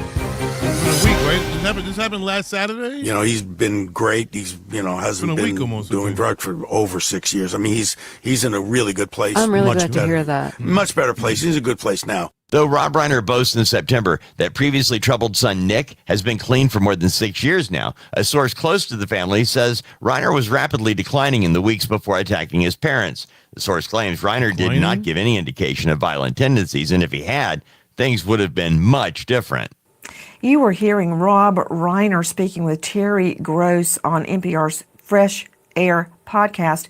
Karen Stark joining us, addiction specialist, renowned TV radio trauma expert, and forensic psychologist. Karen, why is it we parents Crazy. don't want to see anything wrong with our children? It's purely instinctive, Nancy. Think about the twins. It makes such a difference when it's your child. You want to believe the best. And it was a long time, a very long time since he was in rehab.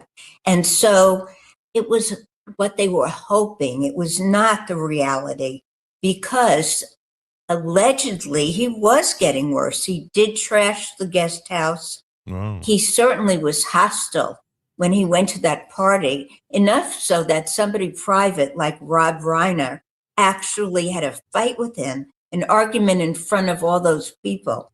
which was reported. And so he was not actually this mild kid who had recovered and was doing very well. But parents want to believe that, desperately want to believe that. And of course, now the endless finger pointing has started, including blaming the victims. Listen. What did Rob Reiner do so bad that this kid hated him so much? Was it money? Was it abuse? Why did he Was have to it do neglect? anything? Hi, Tess. You're right. I don't know how the Reiners were as parents, but I do know, and which I'm quite frankly kind of embarrassed that you don't, is that you can't just murder your parents when they're mean to you. That is from At the Midnight 123 on TikTok and Chillis Girl Forever on TikTok. I want to go to a family friend that knows the Reiners, that knows Nick Reiner, that has known them for years. Heather Michaels is with us, investigative reporter, producer at Heather Michaels TV. Heather, I strongly resent people asking, what did the Reiners do to deserve this? They didn't deserve this. That's and what I all was they saying. did was love Why'd they have to him do and pay anything? for his... What? Just like she just said, that's what I said a minute ago. Why'd they have to do anything? Like, they make it sound like they had to, like, abuse him or do this or that. No, like, this guy was mental. He had a drug problem. That right there is, you know, I don't know. Don't say it like they deserved it. Like, what the fuck? The parents deserve to get killed. Right, that's crazy. You don't no, that's crazy. I know. You guys are they're arguing or something happened between them, Like, and he what did they do to disagreed, deserve or why didn't he just like go like be upset and like move and like this continue? I don't know. I don't get the whole murder thing all the time. No, me either. Especially a grown man, grown woman, adult. You know the difference between right and wrong. But there's something else happened here. Something else. I don't know. Yeah. It's just too crazy. His endless rehab stints and give him a place to live and a car to drive. I think I saw him driving by in a restored vintage Mustang. I think I saw that. He didn't pay for that. He didn't pay for those clothes. He probably charged his parents for his hidey hole after the murder. I mean, for real, they did nothing wrong. They did everything they could to help him. Yes, and the comments are disgraceful. They're despicable. But everybody's got an opinion now. You know, you have all these podcasts that everyone wants to chime in. These are two parents that were absolutely fantastic. Were loving, compassionate. You know, you ask neighbors, you ask long-time family friends, people in the industry. Everybody loved and adored these people, and they were fantastic with each and every one of their children. They gave him a clear choice. Still doing meth? You can live here in our multi-million-dollar home. I believe. Was he still doing meth? Wild Dog? Does anybody know if he was still doing meth? I don't know. Like, what was he doing? What drugs was he on when he's doing all this? I guess it had been a serious drug. Maybe it was. Maybe he was doing meth system. still. I know. I want to. Yeah. Because they usually do. They'll drug test you. Yeah, don't they do that when he gets arrested? They do drug testing, right? Usually, yeah. Before yeah, you they have to know jail. what drugs he was on. What's in the system? Yeah. I would love to know. At least they did with my the home and what was in jail. She said yes. He was. So Wild Dog, there's proof that he was on drugs. On meth, I mean. What? What'd you say, Ashley? I said that's what they did when my ex was in jail. They took his like urine for drug tests. Well, that's the guy who held up people, right? He held up somebody in the store. Is he in jail still? No. He's not in jail anymore? No. Wow. This belonged to Norman Lear. It's beautiful. Or you can go to rehab, or you can go to jail or the street. And we're learning that from a movie created by Rob Reiner with his son Nick, detailing Nick Reiner's struggles with drugs. And it's called Being Charlie. What does the movie reveal? Look. I love him. I don't love him. No. You've had plenty of choices, Charlie. Rehab or jail. Quite a wide selection there. One of us had to keep him safe. For him? There's a movie, right? That's from Being Charlie, and you clearly see maybe this watch is that a movie. mirror Maybe watch of the that. Reiner's life. The arguments, the fights, the Charlie. disruptions with the son, curious. Nick Reiner. The dad says, you've had plenty of choices, and the son pretty says, bad. yeah, Wow. rehab or jail. What a selection. To Karen Stark, people all over this country would love to be in Betty Ford or some other really expensive, really posh rehab where they could live in luxury and actually get well. Yes, but Nancy, in this case, nothing really worked for him. I want to say something about the movie, if that's okay with you. I think that the movie had a negative effect on him. And the reason I'm saying this is it portrays him as the one in the family that is not okay, the one that's sick, the one that has drug problems. And I think that what that did was reinforce his feelings of inferiority and the fact that he could not get out from under, Karen. he couldn't stop his addiction. Karen, it was his movie. He wanted I know. so badly to be a screenwriter. That's the only credit he's got, for Pete's sake. His father. Have you seen that movie, Chick Eats Water? Has anybody seen that movie? Have you seen it, Ashley? No, I haven't seen it. All right. So the Chick Eats Water said that movie views has gone through the roof. Is it a good movie? Handed it to him on a silver platter. But Nancy, look at the credit. It's a negative credit. I don't know that he actually thought about that. I bet he didn't. I mean, he wanted his story told, but it's a bad story. And he really couldn't do anything after that. He couldn't move forward. He just had this one He never did movie. anything before that. Right. But it shows him as being the one of all of the children and the parents and the grandparents that was not successful, that didn't do well. Okay, let me understand something. Are Okay. you saying that the movie was not the truth, Karen Stark? No, I'm saying it was. But I'm saying that Okay, it could can I not help that? possibly- Could Rob Reiner help that was the truth? The point of the movie was to help I'm other not people. talking about Rob Reiner. I'm talking about I the can't effect help it that had. you think that had a negative impact on Nick Reiner. To Heather Michaels, I want to follow up with what Karen Stark is saying. The one movie, the one credit Nick Reiner ever had was a movie his father created and brought him in on it to help other people, Heather. I don't know how that could have had a negative impact on Nick Reiner. He got a big fat paycheck out of the thing. The movie could have had such a tremendous impact on so many people. It could have been educational. His story was being told in a very respectful way, in a very educational way. That movie was fantastically done, and it really could have made such an impact for others. But rather, that portrayal and the way Nick, what Nick took from it, then it ended up having such a negative impact. And this is being played over and over and over again. In an eerie premonition, let's take a look at Nick Reiner rapping. And I don't even care if anyone calls me a Sally because I'm a snail and I'm never gonna fail. And you know what? You're gonna have to bail me out of jail. Nick Reiner behind bars tonight without bail. If you know or think you know anything about this case, the state is building a case as we go to air tonight. Please dial 800-222-8477. Did you see Nick Reiner that evening?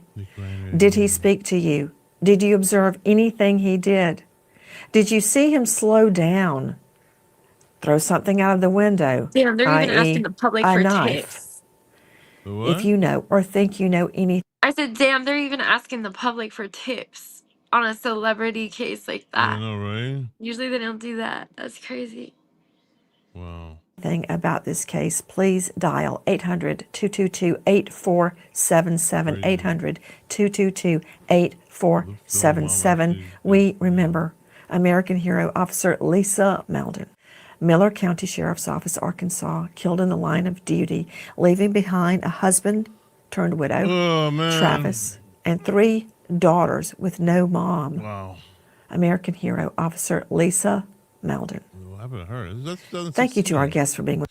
All right, I want to watch another video. I want to watch this video, but I want to see. Oh, this is a whole. Welcome. Vinny Lives trying. Hold on. I want to see that, but I want to see this video first. I want to see breaking Nick Reiner diagnosed with schizophrenia. So if he's if Nick Reiner diagnosed with schizophrenia. Let me see. Hold on. Let me connect you guys.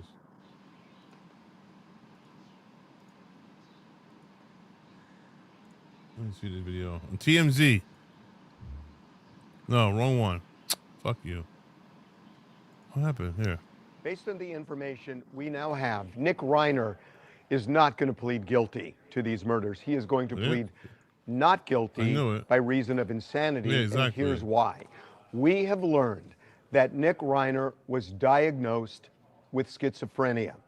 And he was under the care of a psychiatrist and receiving meds. Let's see. His behavior. That means he was already fucked up. He had prior history of mental illnesses. Schizophrenia. He's seen a doctor. He's gonna use that. He may win, he may lose. I don't know. But if he does win, he'll still do something, but he won't be in a big prison. He'll be in like a mental institute or something like that, I think. In the month before the murders, and this is a quote from sources with direct knowledge, was erratic and dangerous.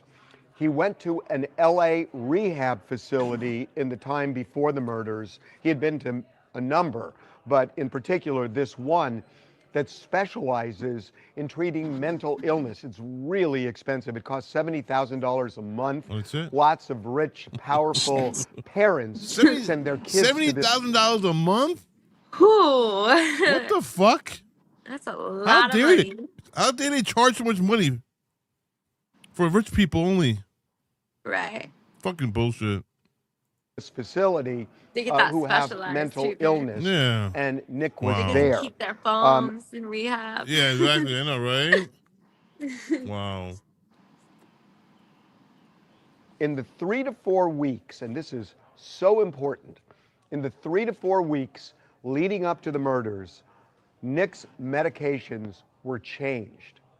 And they were changed because he was exhibiting more and more erratic and dangerous behavior. But when they were changed, they weren't right. And it was making him, as one source put it, crazy. And the doctors were trying to adjust the meds, but it wasn't working. And he was getting more and more erratic. In addition to that, Nick was abusing substances, and we're told the substance abuse worsened the schizophrenia. So all of this paints a picture of someone. In fact, these words were used to us by one of these sources with direct knowledge, that he was, quote, out of his head at the time of the murders. So based on everything I know, this is not going to be a case where they contest that Nick did it.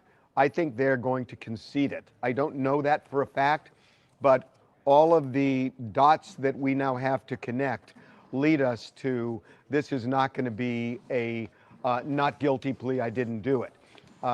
This is going to be, at least at this point, based on everything we know,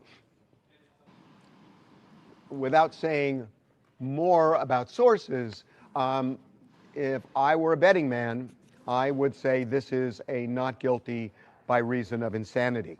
To prove that, you have to show that there is a mental disease, which there is here. You have to show as a result of that mental disease, the person did not understand the nature and quality of their act, or that it was legally or morally wrong. So that's going to be the big issue in this case, I think. Was this legally or morally wrong? Look, it has worked before. It worked with John Hinckley. And as a matter of fact, John Hinckley spent years in a mental institution and was released when doctors said he was okay. So it is very different from somebody going to prison for a crime. Nick, I don't believe, is going to dispute this. I mean, everything we're seeing, I don't think that's going to happen. But this is feeling like a real case of where he will plead, at least, not guilty by reason of insanity. That doesn't mean that the jury's going to automatically buy it. But I just told you what the elements are. And if you want to talk about a mental disease, we're told he was diagnosed with schizophrenia. And then the question is, did he understand the nature of what he was doing? Based on our sources, there will at least be people testifying that he really didn't understand anything. He was just zoned out of his head. It does kind of also explain his behavior at the Conan O'Brien Christmas party, where, you know, everything we're hearing is that he was just in another world, and he was acting I was see videos of him as at we that party. reported, got in a big argument with his dad, and this Conan is O'Brien's hours house. before the murder. He was at Conan O'Brien's house. But he was erratic, not just Christmas that party. night, but many days before that. So to be determined. But right now, clearly both the defense and the police are working to investigate the circumstances surrounding the murders, and that involves, you know, the murder weapon. It involves Nick's conduct and all. But this increasingly is feeling like a case where the defense will argue not guilty by reason of insanity. Maybe. It may work. It may help him. I don't know. We'll see. That's fucked up. Yeah, where he has a medical history of it, and then there's proof that Welcome his medications, he was trying to get help for it. Brutal, I mean, brutal know, attack and what happened to Rob Reiner and his wife Michelle. Obviously, an enormously huge story. This hour, I want to know what happened to Conan O'Brien's party. Conan's Christmas party, the role that played, plus the latest reporting that's coming out about the state of mind and the mindset and what was going on with Nick Reiner in the days leading up to this Reiner family tragedy. These guys use these fake backgrounds as this it looks better. Come on, bro. The hair is getting cut off. The body's parts are getting cut off. That's like us using those backgrounds they have available. right? The green Let me screens. see. I'm not gonna use it because sometimes my stream freezes. Sometimes I try to use these backgrounds. Let me see. Do I have any backgrounds? Where are they? Start. What is it? Notes. Where is that? Usually it's over in Is this one? No. The circle one. You always had the circle one up? I just put it up now. That's cute. It looked like ornaments. Oh, I did it for both of us. Oh, we both do it. Oh. And the other one does it perfectly. So you have it here. Oh, okay. I see that. And then I use, what is this? Oh, the preset.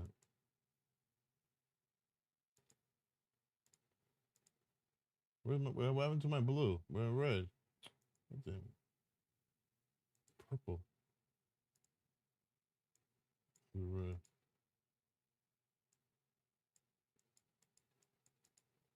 My red.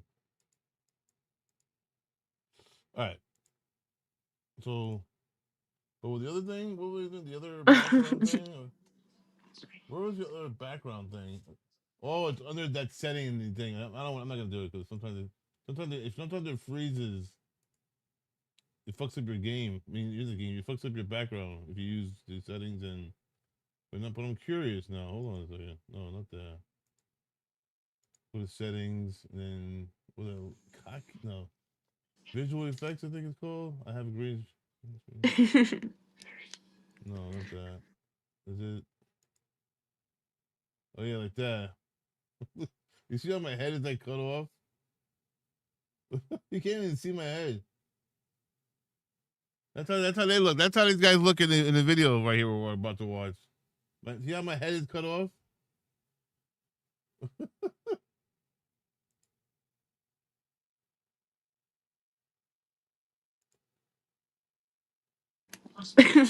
That's cute.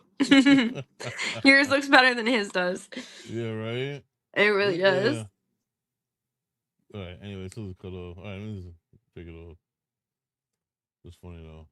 All right. It's brutal. That's what we're going to do this hour. I am Vinny Politan, lead anchor for Court TV. But I don't want to watch your this. front row seat to Guys, justice, along with Albert H. Wunsch III. Hola, Tanginistas. And the radio legend, you know him, you love him, the one, the only, Jonesy. Greetings from Asbury Park, New Jersey. And this, ladies and gentlemen, is the Tangent True Crime Podcast.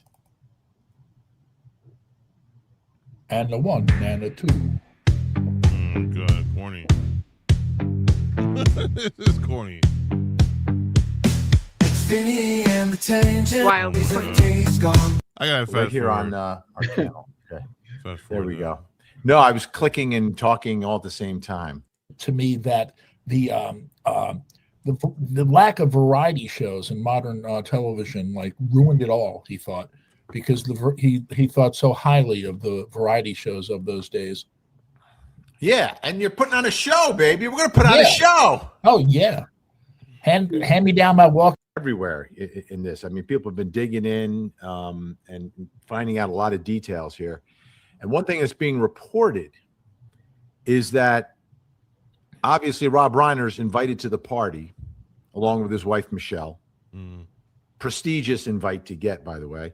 Sure. And they did not want to leave their 32-year-old son home alone and asked if he could come to the party. Like, just that fact alone tells me that, hey, there's some serious issues going on, right? Yeah. That you don't want to leave your 32-year-old son home alone. Wow. Yeah, what the my understanding was that his mother had said that he was getting more and more erratic and dark. Erratic. And that she was getting very concerned with his behavior. Yeah, see? And then they decided that they were going to bring him to the party rather than leaving him in the house by himself. Wow. And, then the disaster that transcended at that party, goes forward. What happened at the party? His son wandering around and just annoying people, all these celebrities. One in general, I believe, was Bill Hader. Annoying people who he just basically started asking three questions. My understanding was that it was like, who are you? Are you famous? And there was some other question. And people were putting up with him because of the fact that he is the son of, Rob Reiner. Right. And the son of Hollywood royalty. Of course, they put up with him. Right. And Rob had a tremendously great reputation in the industry, and I mean, you look back at it now and you say that that no one at that, but I don't think anyone at that point thought he would have gone to the level he did. But just that type of behavior at a party that you're at, which is, like Vinny said, Hollywood royalty. I mean, it is one of the most exclusive tickets to be able to get, to be invited to that event. And it's something that everyone looks forward to every year. I was not invited. I don't know, Vin, were you? No, but I want to show you this video because I found it very interesting that I found online relative to why would they the invite party, them? just to give you some idea of movie stars. the level of this party. They're So movie there's stars. They're not inviting, the Smart List true crime podcast, which is one of the biggest people? podcasts. Three guys who are friendly, think talk so. to each other. Not these three, but was it Bateman and Arnett and the other guy? But anyway, they made a little cartoon, but it's really based upon the Conan Christmas party. Let's take a look at it. going on for the holidays, you guys? I got the invite for Conan. Yeah. Yes, but you said that you might not be able to make it. Because there's another thing on that night that we got to go to, but that's not starting until 9. So it looks like I can squeeze Conan in. Wait a minute. Oh, no. You're going to squeeze me in? Yeah. You bitched and moaned about not being invited to Conan's Christmas party, which has become an iconic party. It's quite a thing. Everyone goes. Yeah, so last year was the first invite. And what did you do? What did you do? I couldn't make it. A friend of mine I was at saw Jen's party. Nope. You showed up late at Jen's party. A friend of mine saw you at Meineke Mufflers on La Cienega.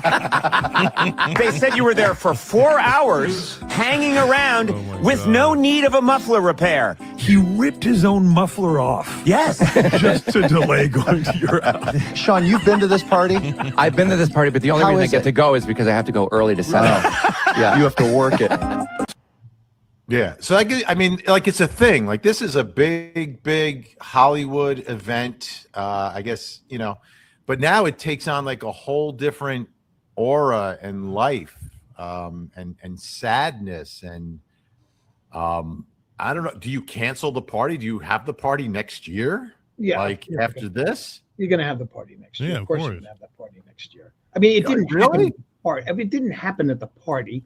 I mean, it's murder a didn't happen at the horrific party. thing. You maybe do a nice thing and remembrance, another one. Not his fault. of your good friends. But in a year from now, this party's going on. A year from now, the case is still percolating, and if Alan Jackson is the attorney, I don't think it's going to be wrapped up quickly.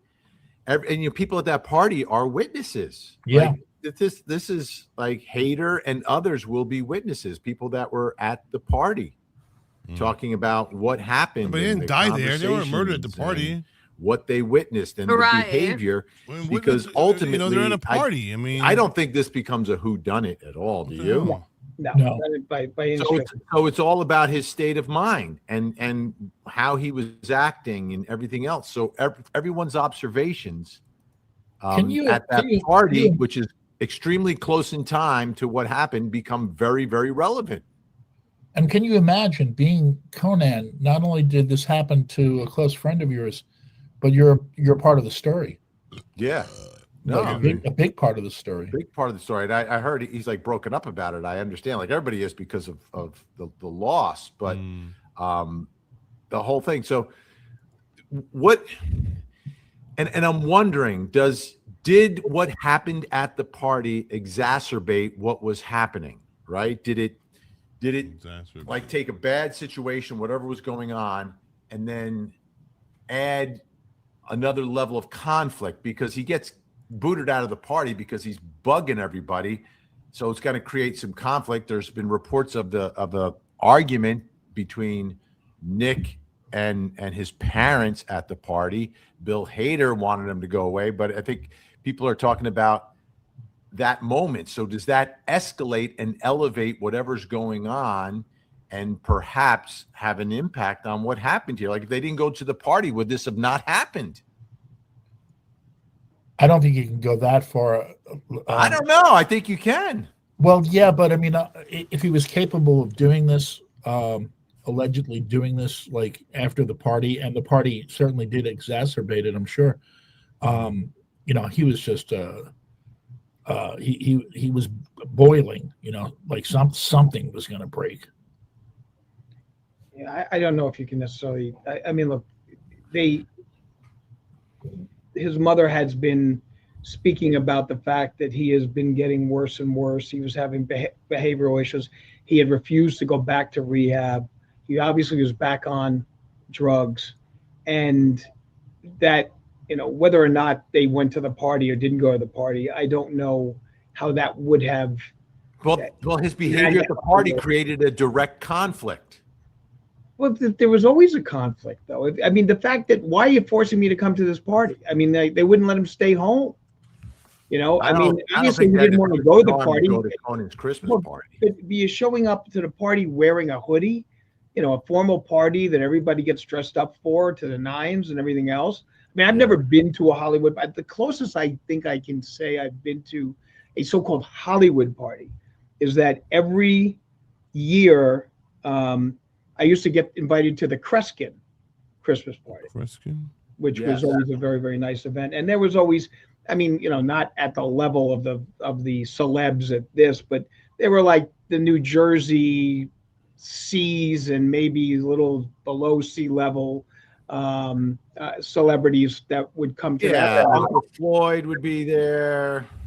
You would have most of the cast of The Sopranos. You would have a lot of the old Borscht Belt comedians like Freddie Roman and those kind of guys, Charlie Callis, and John Biner, Rick Turner. Well, Rick Turner was never at one of those parties, although that he certainly would fit that same category. I've got to admit, I don't even know who Rick Turner is. Oh my God. It's an inside story. I don't want to bore the folks who are watching at home, but I want to take a look at this photo because I think this is right in line with what you're talking about, Al. So this is the Spinal Tap premiere, Spinal Tap 2, which just happened a few days ago. Rob Reiner dressed up. He's got the jacket, but he's got the Spinal Tap shirt and the jeans on because it's Spinal Tap, right? So he's dressed for the role. The rest of the family, the other son is dressed to the nines. You got the daughters are dressed nicely. Mom is dressed in a Spinal Tap thing with her shades going on. And then there's Nick. Look at Nick, the way he's dressed. Like you can tell one of these things does not belong with the rest. He's got like a golf pullover on with a pair of sneakers. He also looks off. Oh yeah, in these photos. That's kind of and part of that is because now we know what we know. Well, But, here's what one of these things is not like the the other. latest reporting. The what? He says one of these things is not like the other. Like, damn. I know, right? Call him an outcast. Diagnosed with schizophrenia, new meds made him out of his head, according to sources. This is the big headline today. So you have an actual diagnosis, and you've got meds that have recently been changed. Okay, so I'm going to share some of my family stories at this point. My brother had schizophrenia, and when I was in high school, he actually would walk around in his tidy whities with a knife in his hand around the apartment. And I wasn't scared, but eventually police were called. This happened numerous times, and he was committed. Had another brother who was on drugs and was homeless sometimes. And sometimes he would be taken in, and other times he would be not accepted. And my point of telling the story and sharing the story is that you don't know what to do. Here is your son. You don't want this one son to be homeless. That kills you, I'm sure. Killed my mother, not figuratively. And you don't know what to do. And we didn't have the resources of Rob Reiner, obviously. And apparently he tried so hard. I've seen some of the interviews, that film they made together, to get help for his son. And whether or not you're Hollywood royalty and you're rich, or whether you're just a working class family from Kearney, in those situations, you are torn emotionally. And maybe I'm stating the obvious, but it's through some direct experience. What do you do in that situation? At some points they let him go off and be homeless. Apparently, I guess things got too bad, or he just chose that lifestyle. It is not easy figuring out how to handle these sort of things. Right. You're stuck between a rock and a hard place. You just are, because you've got the connection as a parent. And Rob Reiner talked about this, and the two of them talked about this together, about the tough love that they tried. And Rob Reiner was saying, well, maybe I should have listened to Nick. I should have listened to what he was going through and not relied on the experts as much as we did through all this. And it's a really, really tough spot. You know what I got from that interview that you're referring to? What I got from that interview was a guy blaming everybody else around him for Nick, right? Nick blaming everybody. By him blaming the doctors and saying, well, you go to this rehab place and then you leave, and and everyone thinks it's your fault when you get back on it, but it's really them. And his father was agreeing with him, which I understand because he loved him. But I'm watching that, shaking my head, thinking like, dude, you're blaming everybody around you for your own problems. I want to put this up from Gringa. Such a profoundly selfish, self-centered act. All the people adjacent to this horrific crime will have their names forever associated with it. And I think you're correct. Now, the question will be trying to understand the why of this selfish, self-centered act. And I think ultimately that's what the trial becomes about. Agree or disagree, Al? No, I agree. That is exactly. It's not going to be a whodunit. This is going to be why did he do it? Why did he do it, and whether or not he was the present state of mind and the mens rea, and whether or not this was insanity or temporary insanity or anything along those lines. But I do think there's going to be a hard time selling that defense because of the heinousness of the crime itself, and the slaughter that was done, and just the butchery and past behavior. If you're going to blame new meds, well, there are alleged incidents where he tore up the guest house, like up for days on drugs. Yeah, but we know every trial, the defense puts someone else on trial.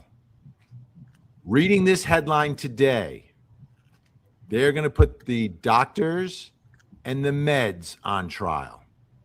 This is malpractice. This is egregious what they did in experimenting by giving him these drugs. And I believe, based on this headline today, this is where Alan Jackson is going to go. Now, do you think this quote comes from the defense? Well, it started with TMZ, so who knows? TMZ has defense friendly. Yeah, they have their tentacles in Hollywood everywhere. So, and their reporting is always spot on. Like it's super rare that they get anything wrong. They get it quick and they get it right. It's run by a lawyer, so Yeah, exactly. So I think this headline though is the game changer, and I think this headline makes Conan's Christmas party even more important, because you're not going to, the parents can't testify about how he was acting. They're gone. So who's seeing him closest in time to when this happens? It is Bill Hader. It is Conan O'Brien. It is everyone at that party. But you also have the sister, who obviously is the one that comes but upon. Not right before. Like, she's observing in general what's happening, which is important. But Right. she's not at the party, and she's not there right before this happens. She comes in after the fact and finds them. But then, hey, look, you got to look at my brother because he's got to be the prime suspect in this. So, obviously she had either been told he was acting erratically, or she evidenced or had seen that he was, acting erratically in the days and weeks leading up to, this heinous, horrible crime. Oh, absolutely. No doubt. No doubt. We've got another one here from Johnny Knoxville. Merry Christmas, Uncle Vinny, Wunsch, and Jonesy. Great job, Vinny, keeping Wunsch in line on VPI. Looking forward to the extravaganza. The extravaganza Sunday night, 7 o'clock. This Sunday, 7 o'clock, the Christmas extravaganza. It's going to be amazing, and lots of opportunities to win lots of things. We'll see if we can keep Wunsch in line. Well, we're going to see tonight. I'm on VPI tonight at 9 o'clock. Oh, there you go. Beautiful. Yeah. Right? Well, In light of that comment, I just called up and they're saying you're on tonight, 9 o'clock. And so tonight at 9. All right, I want to get to just a couple more. We've got a big crowd watching today here. A shout out to Jason Jensen, private investigator with a super sticker. Thank you, Jason Jensen. a great investigator out there in Utah, regular guest. You go to Crime Con, you get to hang out with Jason Jensen, folks. Thank you so much, and Merry Christmas to Double J in the house. All right, who else do we have here? I just got to scroll through quickly because we've got a very busy chat today. Very, very busy, so I don't want to fall too far behind here. No. By the way, we started a little early today because Al's got to go to court. Hence my Christmas tie, though. I have my Exactly. Okay, here's Fancy Nancy. I hope they allow cameras in the courtroom. Okay, so here, I'll give you an update on that. It's California. So it's a coin flip. It depends on the judge. Some judges do, some judges don't. A lot of what California's been doing recently is opening statements, closing arguments, and the verdict. This one, I'm not sure. It depends on who the judge is. I don't think you're going to get any arguments from the defense, though. I think the defense will be very happy to have cameras in there. Maybe because prosecutors should never object to cameras in the courtroom. Who should never object? Prosecutors. They work for us. They work for us. They should have nothing to hide. Right. They should be the most transparent in the whole system of justice. Do you think the celebrities have any lobbying level of lobbying they can do? Because I would think a lot of celebrities will have to testify and may not want. No, they have no standing. The only thing that may keep it off the air is. I want to watch another video. Hold on, where's my No, that's what the whole case is about. Well, but let me pause that video. I want to see this thing happen with the Brown University shooting suspect found dead. I want to see what happened there. I haven't watched any video about that. The Brown guy. Let me see, University. An individual was identified as Claudio Neves Valenti, date of birth, and he was a 48-year-old man. He was a Brown student. Right. So old. I didn't think he was gonna look like that. He looks like he's an old white guy. I didn't think he was gonna be like this. He's a geeky, like old geeky white dude. Looks like. No. Holy shit. He's a Portuguese national, and his last known address was in Miami, Florida. And I will tell you that he took his own life tonight. The breaking news out of Rhode Island. Overnight, the Brown University shooter is dead. We have the very latest this morning.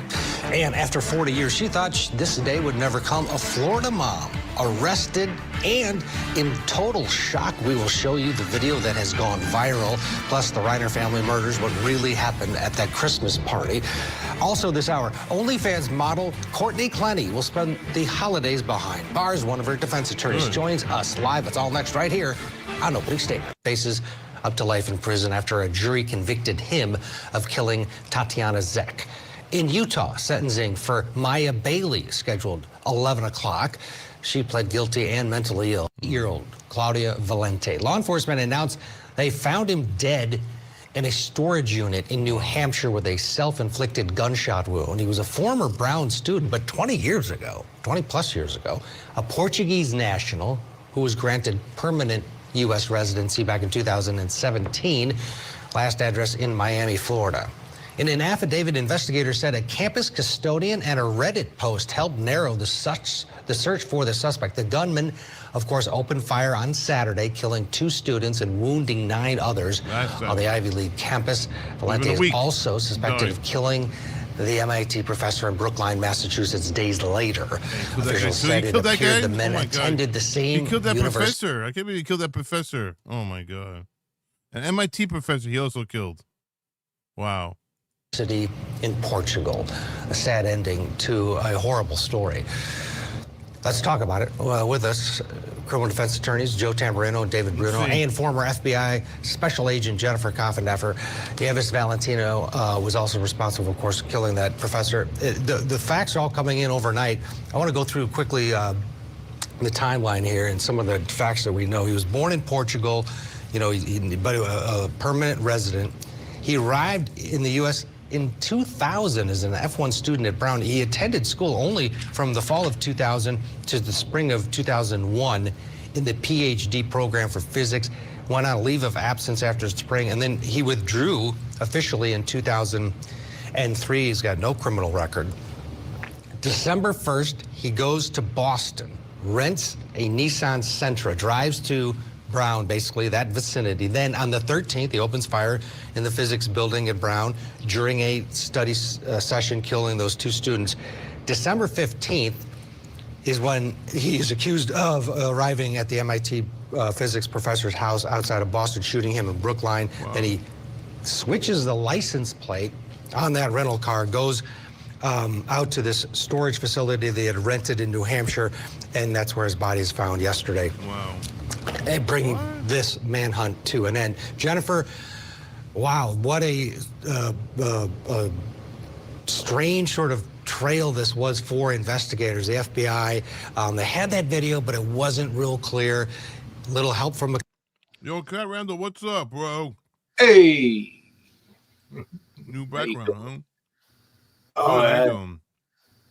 All right. Just woke up, kind of shook the cobwebs out. Just woke up. Just this. About to go to bed. Yeah, I fell asleep. I think around like 9:30 last night. I just knocked out cold. That's what I did. I woke up at 12 something. So I took a nap from like, I don't know, 9:39 to like 12:30. I know it is unusual. I normally just nap, but I mean I was out. Nap. It was a long freaking nap. Mine too, but it felt good. Yeah. I'm so tired.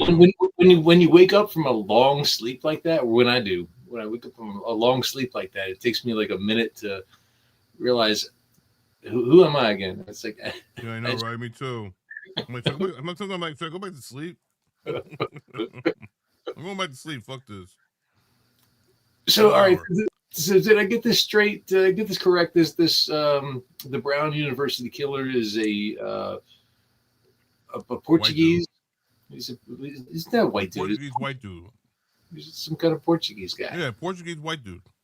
But he was like a part-time student or something like he was a exchange. Is like a foreign exchange. I have no idea.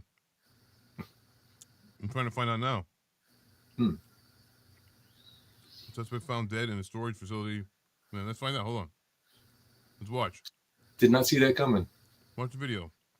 Hold on. Custodian, a Reddit post, eyewitnesses. Your overthoughts on how this investigation and manhunt unfolded?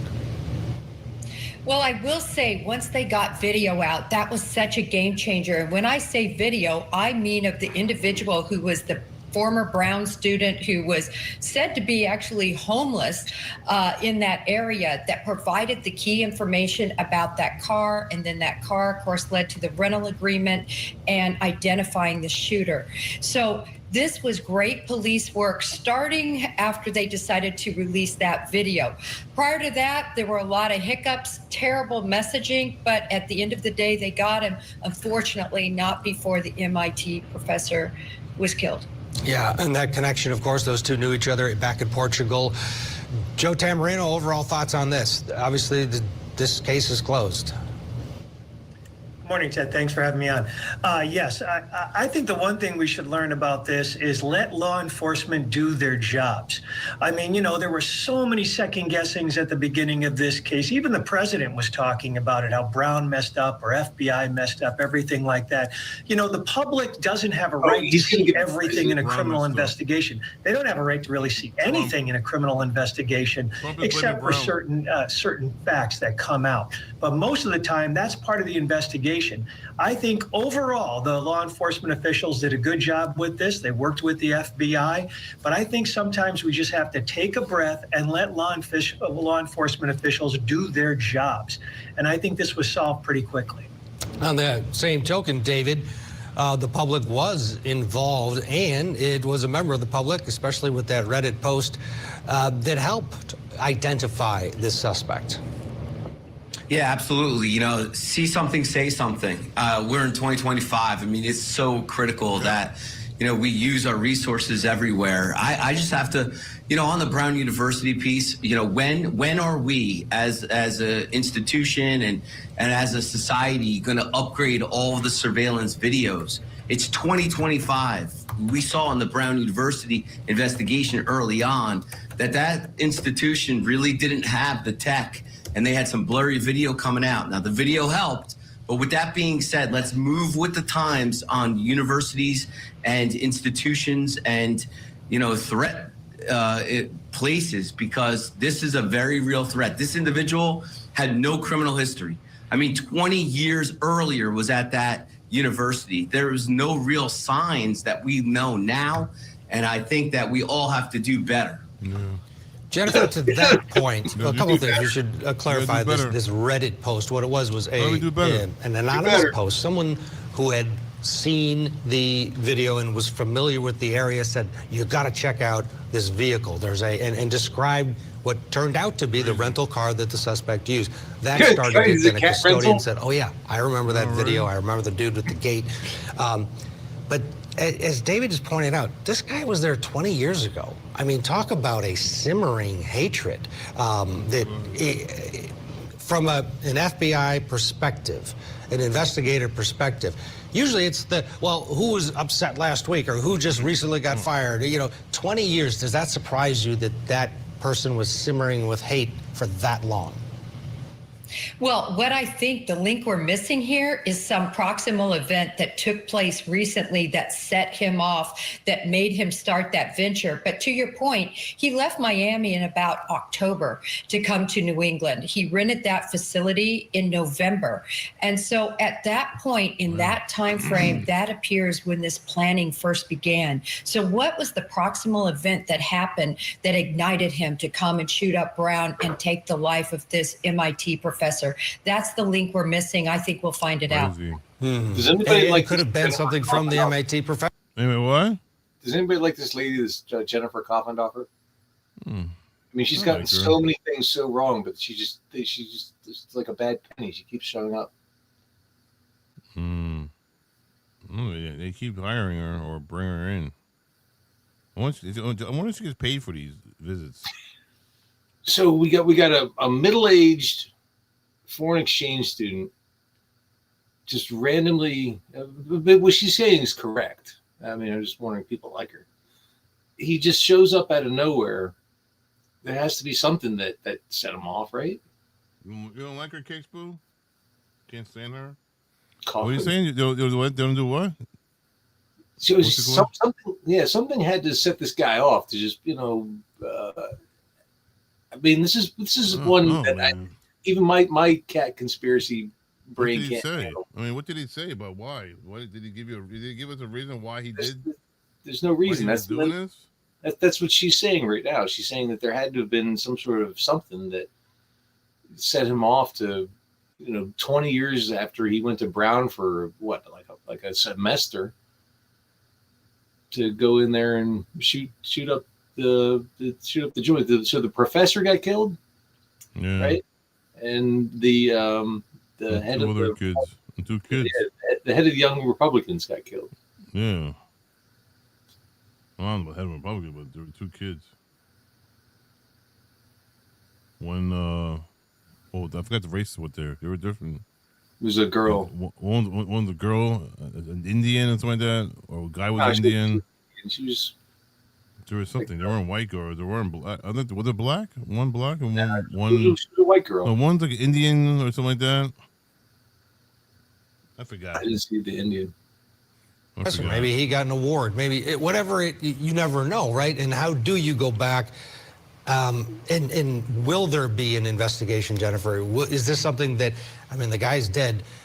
Does the Bureau care about that? MIT professor, when you got Yes, there will be an investigation for multiple reasons. They're going to have to tighten up and make sure that nobody else was involved. There's no indication of that. What motive could he have? What motive? It's hatred. Did they just really have hatred against people? I guess. Did they really just ask? Is there going to be an investigation into the shooting at Brown University with a high-profile thing like this? Is there? They really just asked the question: is there going to be an investigation? And she really actually answered it. She didn't say, "No, you're a dumbass." Of course, So yes, there will be an investigation for here. Look, But they need to tighten for up multiple that reasons. loose end. And secondarily, the behavioral analysis unit in the FBI, this is their bailiwick. They're going to want to get all the information they can regarding him to make a full profile that can be used in their patterning for other killings just like this. And Joe, this was planned out, to Jennifer's point. He's in the area weeks before this shooting took place. He's already rented a storage shed to take his own life. Overall thoughts? Well, I mean, unfortunately, we see this. I mean, you have very deranged people, not legally insane. I'm not saying that at all. It doesn't seem like this guy was, but, just common sense deranged who do these things where they have deep-seated hatred and are basically focused on one person and want to kill them.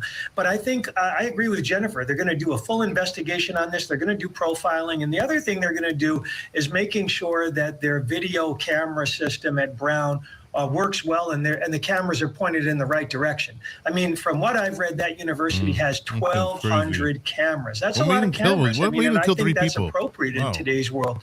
But you got to make sure that they're working properly. They're in the right areas. They're pointing in directions that would be helpful. When you're killing people, I mean, I don't understand. Who are you? Are you like, why would you kill somebody? Why are you taking people's lives? Why are you killing people? They don't know the difference between living and dying. I don't know how you're gonna go out and kill somebody, man. That's a lot. Murder somebody. I don't know how they do it. I don't know. It's a big thing. It's a big thing in life to kill somebody, and you're killing somebody, man. It's not an easy thing to do. You're right. It's not easy to take another human life.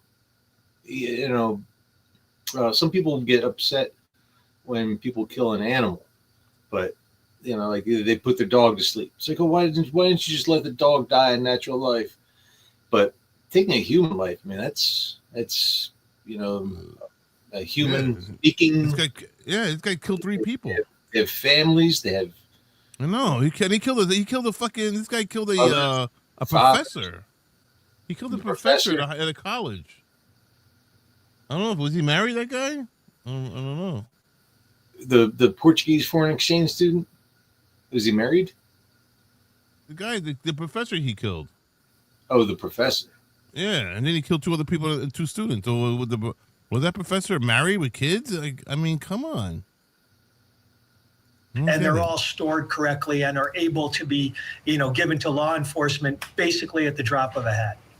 Yeah, but David. Valente was a former Brown University student, and he also went to Brown University. This guy who killed. At some point, you can't protect against everything. If 1,200 cameras, this guy was there for 2 weeks. He obviously was looking, and there is some of that video where he's looking around. He's casing and figuring out his. For 2 weeks, casing the place out. Where's the gun?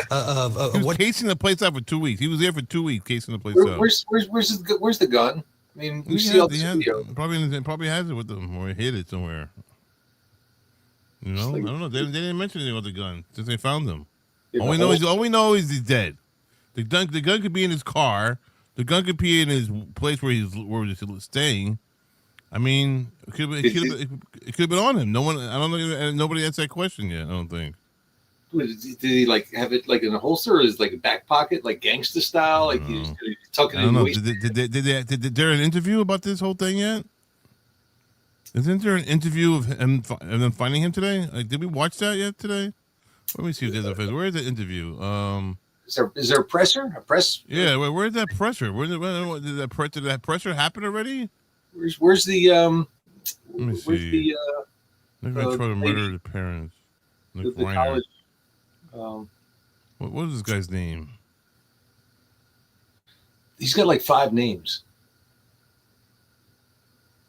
He does. It's Manuel Brown. I gotta watch that. I gotta watch that thing tomorrow about Dave's house. Tomorrow. Rob Reiner's daughter found him. I gotta watch that video also. Fuck. Where is it? Motive. Please search for motive Brown. Wait, what was that? Suspect found dead. Where's this from? Hold on a second. There you go. Chicky's putting it all in there. Claudio Manuel Neve Valente. Did we watch this video? Let me see. Search for the suspect in last weekend's mass shooting at Brown University ended yesterday at a New Hampshire storage facility where authorities discovered the man inside. Officials say he was also suspected of killing a Massachusetts Institute of Technology professor as well. The Providence Police. Is that where he holds his gun, or is that where he's holding his gun? So is that a holster for his gun or a cell phone? Like, what is that? He looks like a normal guy. Is that the gun? Is that the gun? This is his cell phone. He looks like a normal guy. He's got man boobs and everything. Chief said 48-year-old I know. Claudio Neves Valente. He's 40 years old, out of shit, dude. A former Brown student and a Portuguese national was found dead last night from a self-inflicted gunshot wound.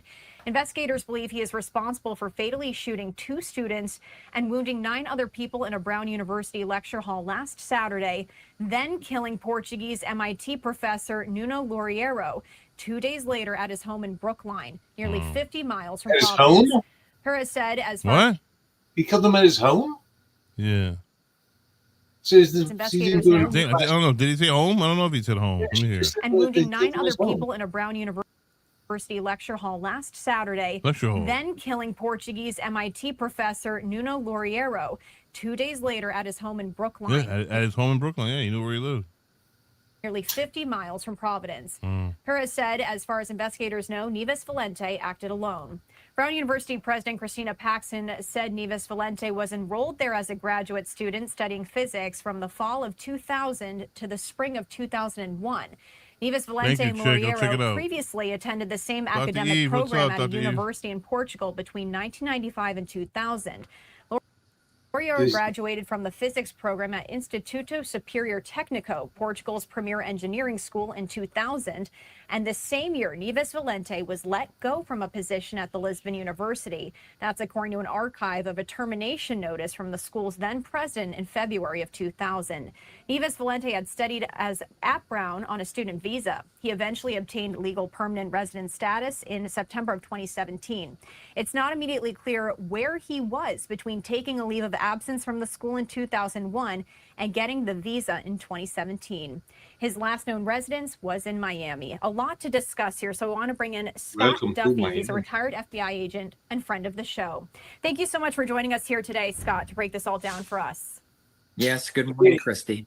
I want to start with the complexity of all of this, given that there were crime scenes in separate states. How difficult is that for officials when they are trying to figure out all of this?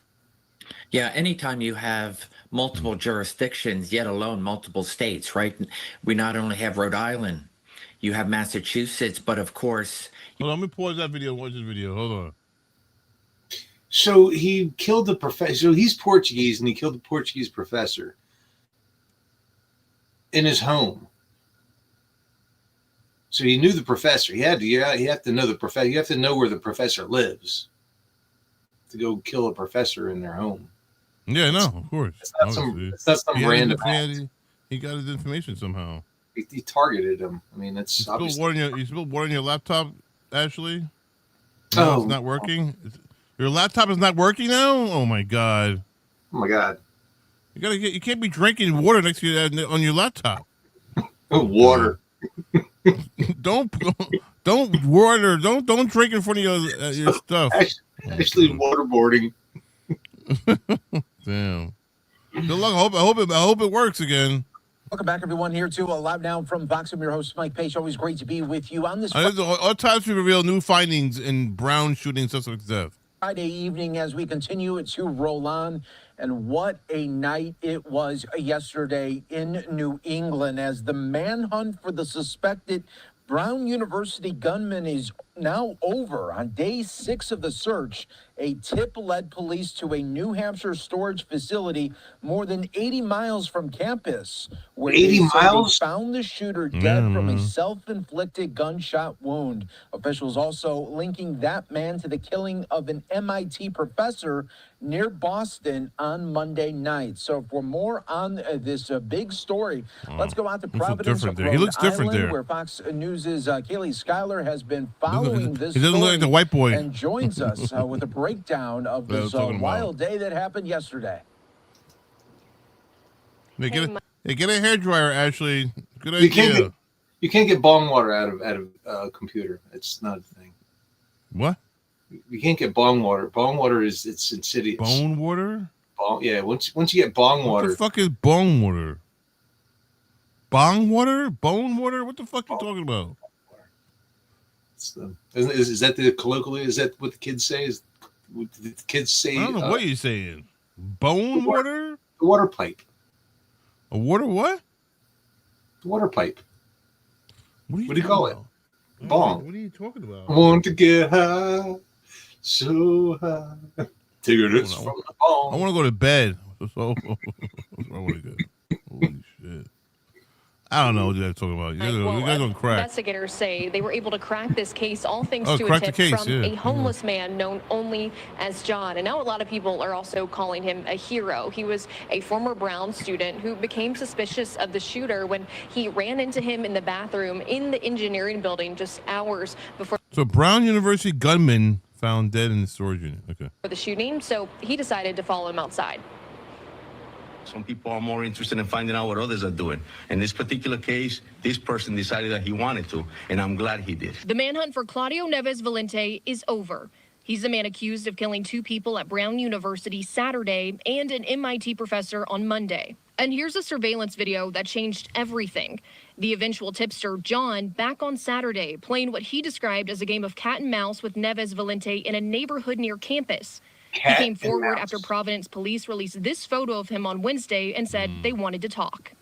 And that person led us to the car, which led us to the name, which led us to the photographs of that individual renting the car. The suspect is a 48-year-old Portuguese national. He studied physics at Brown 20-plus years ago as a grad student, but dropped out. Officials say he rented a car in Boston on December 1st and drove down to Providence. The car was seen in the area several times before last Saturday's deadly shooting, but the violence didn't end there. On Monday, police believe Neves Valente shot and killed an MIT professor in Brookline, Massachusetts. He attended the same academic program as the MIT professor bed. Nuno I'm tired. Loureiro in Portugal between 1995 and 2000. Investigators say Neves Valente was savvy and switched license plates on the rental car. But the tip that Too started late. with John finally led police to that rented Nissan Holy outside the shit. storage facility in Salem, New Hampshire. He was found dead with a satchel, with 2 firearms. What kind of firearms? So the big question now is what was the motive? Officials say both investigations are still active and they're searching for those answers as we speak. Mike? Yeah, and Haley, I think a lot of people wanting to know, okay, Yep. does this a guy who saw something that wasn't right with the suspect, will he be getting the reward? Oh, reward? Oh my God. Hey, well, right now we have What the hell Somebody was burned that it. random picture of the skinny Latino? What skinny Latino? Where do you see that picture? What's he talking about, skinny Latino? Are you talking about Rob Reiner's kid? I don't know what she's talking about. Skinny Latino? What's skinny Latino you guys talking about, Lindsay? Which picture? Who's that, Lindsay? I guess he didn't leave a note behind or something. I don't think he did. Hey, well, right now we haven't have that confirmed. I'm sure a lot of people sure are hoping so. And actually, Rhode Island's AG says he thinks he should get the reward, but nothing confirmed just yet. Yeah, I mean, that is amazing to think like this person is just, people watching, but finding something isn't right there and then taking all these notes and able to tell the police about everything. Yeah, and that's what you heard at the top of my story there, the chief of police saying, he was just paying attention. he said before that soundbite that you heard, he said, it's just different personalities. He just happened to be kind of curious, and he thought something was suspicious with the shooter, so he decided to scope it out for himself. So only time will tell. Hopefully we'll hear something soon, but we do know that officials are pretty busy right now, still searching for some answers to a lot of questions. All right, Haley Schuyler, thanks so much for joining us on Live Now from Fox. No. We always appreciate it with these updates out in Providence, Rhode Island. And this evening, we are getting some additional information here on this case. We are now just learning through the Associated Press that the suspect in the Brown University shooting and MIT professor's killing had been dead for 2 days when found. 2 days? The autopsy has just determined there. So we wanted to pass that along to you. I know there's so much interest here. Where's the official thing? We will pass Where's that along to I you. want to see the news conference. Where's that? I I can't watch that. I go to bed. But where the fuck is that conference? 8 shocking D what? All these officials, and all right, so this guy kills himself in a storage unit. With that, let us bring in. Yeah. He kills a professor. So all right, so the last things he did, he killed himself in a storage unit. He had to buy the storage unit 80 miles away. He kills a professor in the professor's home. He goes in on a Saturday when nobody else is in the building except for kids taking an exam. And the first press conference we got was 6 hours later, and the president of the college had no knowledge that there was even an exam going on. This is how conspiracy fucking theories start. That's what I'm just saying. No. But where's that scene? Where's that where's that press conference? All these other YouTubers make and they don't watch it. They're not watching the press conference. We're watching it, but they're taking parts of it. Isn't there a full press conference we could just watch? What would I call it? Press conference for what would it be? Brown University, Brown. Dead guys storage unit. Press conference. Brown University press conference, right? I would search dead guys storage unit, Brown University. That's right. That's right here. No, look right here. Look, I found it already. Brown University 7-hour stream. Get out of here, bitch. Get out of here, bitch. All right, so I got this one here. Let me I got this one. Let me see if this one's good. Rhode Island officials coming to the podium to discuss the very latest. It's an hour, but I'm gonna watch 5 minutes. I'm going to bed. You guys gotta come earlier for my streams. Have a life. Good afternoon, everybody. Welcome back to our daily briefing. Fuck, man. I want to start by just acknowledging how the residents of Providence, nobody and cares the students and campus community at Brown are still feeling restless. I got it, and Chickies. eager for an arrest, and we understand and share that feeling. We are also eager. What the hell is 1219B? She writes full press conference 1219B. What the fuck is that? Chickies playing with my head. Chickies Water is playing with my head. All the conspiracy theories. It's Manuel and son of a gun and all the conspiracy theory. So when you look for a conspiracy theory, it happens. There's a lot of things you see when you find a conspiracy theory. All right, great. Hold on. The investigation is well underway, and we'll hear an update in just a second from Colonel and another, and we will get through this investigation, but also to provide the support necessary as we move forward and take the first steps together. And who will give an update? All right, Jonathan, they're dead. Come on. My chickens are waking up. Good. It's 6 o'clock in the morning. 5:30. 5:15. So we have released this enhanced photo earlier today, and I want to be clear that this is a person that we would like to speak with. We truly believe, based on the video footage that we have been watching for a few days, that may have relevant information to the investigation. So we're asking the public that you can help us identify who this individual is, as well as the individual themselves sees their picture, please contact the police department. As far as one thing that I want to mention, I want to urge you, the public, not to rely on or circulate AI generated images that are currently being shared on social media, as they're not verified or credible. As well, the updates and information that you're getting. Look at the picture they're showing here. Look at that guy. That's not him. Look at the sign language. That wasn't the guy. It was a white. The guy I saw was like a white dude. This guy sign looks like a language Spanish dude. The sign language lady's on delay also. All right, but this lady, that's not. Is this the guy that's showing now on the camera? That's not him, right? That's not the murderer, is it? Actually, the other guy, the other picture we just saw, I just showed, doesn't look like him. I don't believe anything at this point. The president of the university didn't know 6 hours later what the hell was happening. I don't believe any of what they're saying. They haven't given us one piece of nothing. I mean, look at this guy. Look at this guy on the screen here. Look at the guy. Look at this guy on the screen here, and then look at this guy. That other guy doesn't have man boobs. Look at this guy. The guy who committed the totally different dude. That's man boobs. That's man boobs. Look at this guy. This guy's a totally different dude. He's the Portuguese exchange student, right? This is the middle-aged. That's him. That's fucking the guy, the killer. That's the guy they found dead. Yeah, he's got man boobs. I mean, they're kind of small. Bo cares. I'm telling you, hey, look at it. He doesn't look nothing like the other guy. But the other guy in the hoodie. Yeah, you're right. The other guy in the hoodie, that's a different person. Yeah, they're two different people.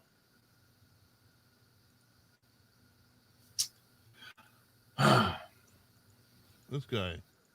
I don't trust him. Where is he? This guy. Look at that guy. Exclusively through this department's official channels. Totally different person. I want to make sure that we make that happen, and please notify the public to make sure that occurs. Oh, that's the I would witness. also like to clarify and show a map. Please, if you can play the Look, map. that's not the guy. It's two different people. Oh, Eve says that's a witness. Isn't that two different people, Dr. Eve? Right, Yeah. Dr. Eve? Two different people, right, Dr. Eve? Yeah, the young guy, that looks like a student. The young guy looks fit. That was the homeless guy that ended up telling them who the guy was. He was a key witness. Who, the guy on this screen we're watching right now, or the white dude? The white dude is the dead guy. He's the dead guy, the white dude. Hoodie guy. He's not white. He's Portuguese. All right, same shit. So the map here that you see is actually a If map you're light skinned, you're white. Of the area that we I have don't give a fuck if been. you're German or Jewish or whatever. You're white. That's white. So what if a black person has walking that? on those streets, canvassing. Black is black. What? What if a black person has a skin condition that would they like Michael Jackson? Is Michael Jackson white? No, he's not. Yeah. So that's a racist thing. The Portuguese is because that's like. All right. Yeah, I want to go to bed. So as you see the blue image, yesterday I mentioned You that make we me need want to go to bed public right now. assistance to check the Okay, camera all right, bye systems tomorrow, or bye. any sort of video that you may have that could be helpful to us, that you, as you're watching That's it part or as of you're it, reviewing right. it, you feel there may be something that we can use, please notify us. And if you need any help with Wait, that, is this doing the video those where they videos, caught him or no? Please also call us. We can come over and help you. The green area, that's color, that are assisting us with this investigation. Ella Cook and Muhammad Aziz. So this is a happy announcement. But I know the entire Providence community, the entire state Person of of Rhode interest. Island, This the governor and I guy's a were person of together at a interest. memorial service last night. More on No, the fucking the other guy I was talking about. They just the said loss Muhammad and Aziz. offer our most sincere condolences to the Cook and Umerzakov families. There is a Muhammad in here, yeah. Following up on He died. a note that the colonel made with respect to This is old, right? AI-generated images and other misinformation. So is this a video of him getting caught or no? Now this guy's saying that there were AI generated This images. is not even it. This is not the fucking video. Where is the updated video? Is it this one? Let me see. The incredible prosecutorial advice and guidance that we received from the One Attorney day General's ago. office, we all worked well together to be able to identify this suspect. I know we will have a lot of questions still, and we will continue to work to get those answers. Yeah. but it is a great honor for me to turn this over to our Chief of Police, Colonel Oscar Perez, and I will say on behalf of the people of Providence, we owe him and every member of the Providence Police Department the deepest debt of gratitude. Colonel? Thank you very much, Mayor. Well, first and foremost, I want to offer my deepest condolences to the families, the victims. It was for them that this work was put together to make sure that they get the justice that they deserve and to ensure that this person was held accountable. There you go. Second thing I'll tell you is that I'm extremely proud of this department, actually the officers, the detectives, the real-time crime center, the community response team, the intelligence division, the narcotics division, the task force. All right, within that's sucking a hours, dick. persons of interest it was the same individual that has been the focus of this investigation since the beginning. All the new images that we received of this person of interest were shared with the media continuously over the past 6 days. This critical evidence was collected with the use of Cat, what public the fuck are you assistance. doing? As the mayor He's doing the stated, sign language. This guy, I'm better than proud this to guy. be Say the that. chief of police of this city. I'm proud to be a product of this city for the reasons that the mayor stated. Oh, good. The community stepped up. I don't know what he's doing, bro. It was all about groundwork, public assistance, interviews of individuals, and good old-fashioned policing. That is the type of police work that every police officer in this nation reminds themselves of, and that many do not understand. And that is critically important and often. Then Flock, and he was a Brown student, he was a Portuguese national, and his last known address was in Miami, Florida. And I will tell you that he took his own life tonight. We have members of the Providence Police Department up in Salem, New Hampshire. And we also have the BCI unit, obviously the FBI and their evidence recovery unit is up there. So the process is being conducted as we speak. And it goes without saying that I would like to personally thank the efforts again of the Providence Police Department, the Rhode Island State Police, the Rhode Island Attorney General, the FBI, the ATF, HSI, the U.S. Marshals, IRS, DEA, Secret Service, and NCIS. Gang sign. You're giving me gang signs. It's all three-letter agencies. I don't. I would describe All the emotions on the investigative team, including our prosecutors and the agents, detectives. Once they catch these guys over. From both state police. He's dead. They didn't catch him. As mixed. He wound up in a storage unit dead. There is a sense he shot himself. Of That's what they say. He shot himself. in terms of the investigation, an investigation that's, if not the hardest, among the handful of hardest investigations that I've ever been involved with. Really, that was that hard? We owe. What did you do? Those two You didn't do anything. Brown students, the 9 injured Brown students, guy killed himself. They didn't and find the him. students who were in that auditorium. You should have found them first. weren't Yeah, some homeless guy found him. That's a big investigation. That's so difficult. Yeah, the homeless guy found them. Right, Dr. Eve? The homeless guy found him dead? Teams worked really hard. Was he dead when the homeless guy found him, Dr. Eve, or was he alive? Almost every night. Did the homeless guy kill him? I mean, that's a I new wish theory. they were all up Guy here murdered with him. us. We wouldn't fit here. He was murdered by the homeless guy. It was remarkable to see the cooperation between the FBI agents, the ATF agents, the HSI agents, HSI, HFI. the Providence Police detectives. Oh, my God. Every three-letter police agency and the detectives, Secret our Service. prosecutors. For real. And I will say that everybody brought a certain expertise to the table, but it is nevertheless a sad moment when you think about. So you had the DEA, HSI, and some homeless guy broke the Two case. of them are now deceased. You know, to me. So what's a three-letter this word was for always the going to be an investigation. some where homeless guy? Something was going to break it open. SHG. We were going to pull SHG threads. We were going to gather evidence that would lead us in a particular direction. Fag. And I will say that if we were with you less than, well, I guess now more than 24 hours ago, we had that picture of man. that second individual Homeless guy tracked him 3 I would states. say within 80, an hour, 80, Three yeah, 80 states? miles, two, I think it was under an 80 hour miles away, away. that person Some came homeless forward guy 80 miles to away two found Providence killed. police officers Okay. over on the east side and All said right. he had information, that he was that person and he had information that could help this case. And I remember last night watching his interview, and he blew this case right open. Oh my He God. blew it open. Oh my God. He And blew that's it. how these cases sometimes go. You can feel blew- like he you're not blew it. making He blew it all a lot of progress. You can feel like you're chasing Blew it leads open. and they don't work out.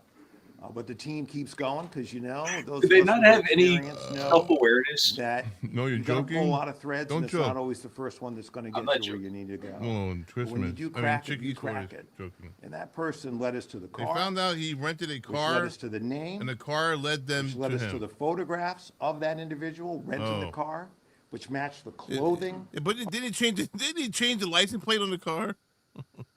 Oh my God. He took someone else's license plate and put it on his car. A screwdriver broke that the matched case. The satchel. That's all you need to that change the see license here plate. in is a screwdriver. Providence. He was found dead with a satchel, Found dead with a satchel. with 2 firearms. 2 firearms. Hey, look, and see? evidence in There the you go. car. Found dead with a satchel and 2 with firearms. 2 firearms. Yeah, he was yeah, look. found dead with a satchel. What kind of Two like a man bag? firearms. See, he had 2 firearms on him. He had a man bag. He says satchel. It's a man bag. It's a merce. Come on. And evidence in the car that that matches exactly what we see at the scene here in Providence. And so I know that you and the public have questions about how we got from a place yesterday where all we could share with you was a photograph of someone we wanted to talk to where we got to tonight. Look at this And so photograph. we got a state arrest warrant for murder today that was signed by a district court judge for this individual. There won't be a prosecution now, of course, but that affidavit No, of course. is on our It's website. never going to court. And you will be able to see more and read more about how this investigation unfolded. I won't get you all the way there because there are some things that happened afterwards which led us to this suspect's body in New Hampshire. But it will, I think, tell you, give you a sense of the work that went into this by the line prosecutors and the line agents and detectives. The line prosecutors did nothing. So some homeless guy as I found said, it's with mixed emotions. It is unimaginable the pain that the parents and families of the deceased are feeling tonight and will feel undoubtedly for quite a while. But I hope that by bringing this person to justice, that we can at least give them the beginnings of some measure of closure. There's no I want justice. to thank you all for your patience with me when I got a little dead. testy with some of you. Those of you who know me from Rhode Island, you know that's my nature. So I really You're a want to thank dick. you for your Everybody that knows me knows I'm a dick. Got it. As has been said several times, the partnership with the FBI was invaluable. And so it's a pleasure to introduce Not the valuable? agent in charge of FBI. Attacks. Not valuable. Thank you, Mayor. And good evening. right? My name is Does that Ted mean- Dodd, does that mean not Special Agent in valuable? charge of Invaluable? FBI Boston. This guy's We not got- Portuguese. Shortly before 9 o'clock tonight, the FBI SWAT team executed court-authorized search warrants at a storage unit facility in Hampshire Road in Salem, New Hampshire. This is where we located Claudio Neves Valente, the individual who we believe was responsible for the Brown shooting. The latest developments believe have been anything in an New intense Hampshire. 5-day manhunt and is a result of an incredible amount of work dedicated by the law enforcement team standing here before you tonight. Every single agency brought their unique skills and expertise to this investigation. And we're motivated by the victims and survivors of this horrific incident. Even though the suspect was found dead tonight, our work is not done. There are many questions that need to be answered. There's a lot of evidence that needs to be processed, and most importantly, the victims and their families deserve special care and consideration. The FBI and our partners across Rhode Island, Massachusetts, and New Hampshire will continue to search for answers for for the victims, survivors, and their families. He doesn't even make the same See what signs. motivated Sorry. this individual to carry out such a senseless act of violence. From the onset of this critical incident, it's been all hands on deck. All hands on The deck. FBI deployed approximately 500 special I'm agents, sorry, Rich. analysts, All hands on deck. and support personnel to assist our partners in this The guy investigation. signing is just In making addition me. to this I extra can't look at manpower, anything else now. all our specialty teams were activated, including evidence response team, SWAT, divert, and victim services response team, just to name a few. A special thanks to you, the media, as well as to the community. My sincere thanks to Colonel Perez, Colonel Weaver, AG Nerona, Brown University PD, and all of our partners. This was truly a team effort. Thank you. Thank you. Another critical partner at every step along the way was the ATF. I'd like to introduce Special Agent in charge of the ATF, Tom Greco. Good evening. My name is Tom Greco, the Special Agent in charge of ATF Boston. From the moment anybody else 911 actually reports sign of language? the shooting at Brown University came through, there's been an around-the-clock effort to This guy's full identify of the shit. perpetrator and to protect the community. The men and women of ATF, including our special agents, our intelligence research specialists, and our support personnel, have been proud to support and be part of that effort, leveraging our unique experience, dedicated investigators, canine handlers, and crime gun intelligence technology, such as NIBIN, the National Integrated Ballistics Information Network, to compare ballistic evidence, and our other available tools to support the investigation, and to help identify Claudio Neves Valente as the individual that we believe was responsible. ATF's mission, first and foremost, is to protect communities from violent crime. Each individual in this country deserves to live in peace and security in their homes, in their schools, in their places of worship, and in the streets. The actions of Claudio Neves Valente stole that right and terrorized the community. I'd like to emphasize to the public, this was a highly dangerous individual capable of extreme violence. And we're happy to have been part of this investigation and proud to have worked with our partners to identify him and see this through. Thank you. very much. Platitudes. That's From the my very brain's- outset on Saturday, platitudes. from our first press conference in the fire station to today, Rhode Island Governor Dan McKee has been by Providence's side every step of the way. The city of Providence is incredibly grateful for the governor's support, the state police, not just their assistance with the investigation, but in supporting the broader community. It's a pleasure to introduce Governor Dan McKee. These guys just are, they like patting themselves on the back. Your staff, we feel the That's same it. way with the team that you have. Look at all the fucking microphones up there. How many microphones are up there? Assist. And as a former mayor, Like many 30. here in the audience know that I've been a mayor, some don't. But I empathize and sympathize with the position that you were in and the fact that you needed people to follow the lead of the Providence Police and to partner in with some extraordinary people, whether it's with the FBI or the ATF. This is the only guy with the State Boston police as accent. well. From the very beginning, my thoughts as a dad was with the families who suffered from the shooting. And it almost seems like he's faking his Boston accent. The unthinkable happened in Providence. The like it. unthinkable happened at Brown University. And we're going to be forever changed. But our commitment from the state level is to continue to support Providence, Brown, and the people of the state of Rhode Island in the recovery. That's going to take a great deal of time. But I do say this. The professionalism that I saw in the law enforcement should make everyone that lives in our state and beyond our borders feel very safe. These things happen, but it requires some professional help and law enforcement to bring it to the conclusion that we've been able to bring it to. So Colonel, thank you, everybody involved. And again, we will stand with Providence and Brown University and the people of the state of Rhode Island to provide the help that will be needed in the recovery in a trauma like this. Thank you, Governor. Throughout the year, the Rhode Island State Police is an incredible partner to Providence, but during this investigation, their support was invaluable. I introduce Colonel of the State Police, Colonel Weaver.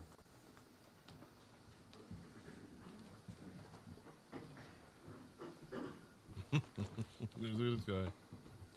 My name is Colonel Darnell Weaver, the Superintendent of the Rhode Island State Police. What's up, Colonel? I want to begin by recognizing the excellent and his hat. exceptional efforts of the Providence Police Department. Yeah, he's got solid and hat Colonel game. Oscar Perez.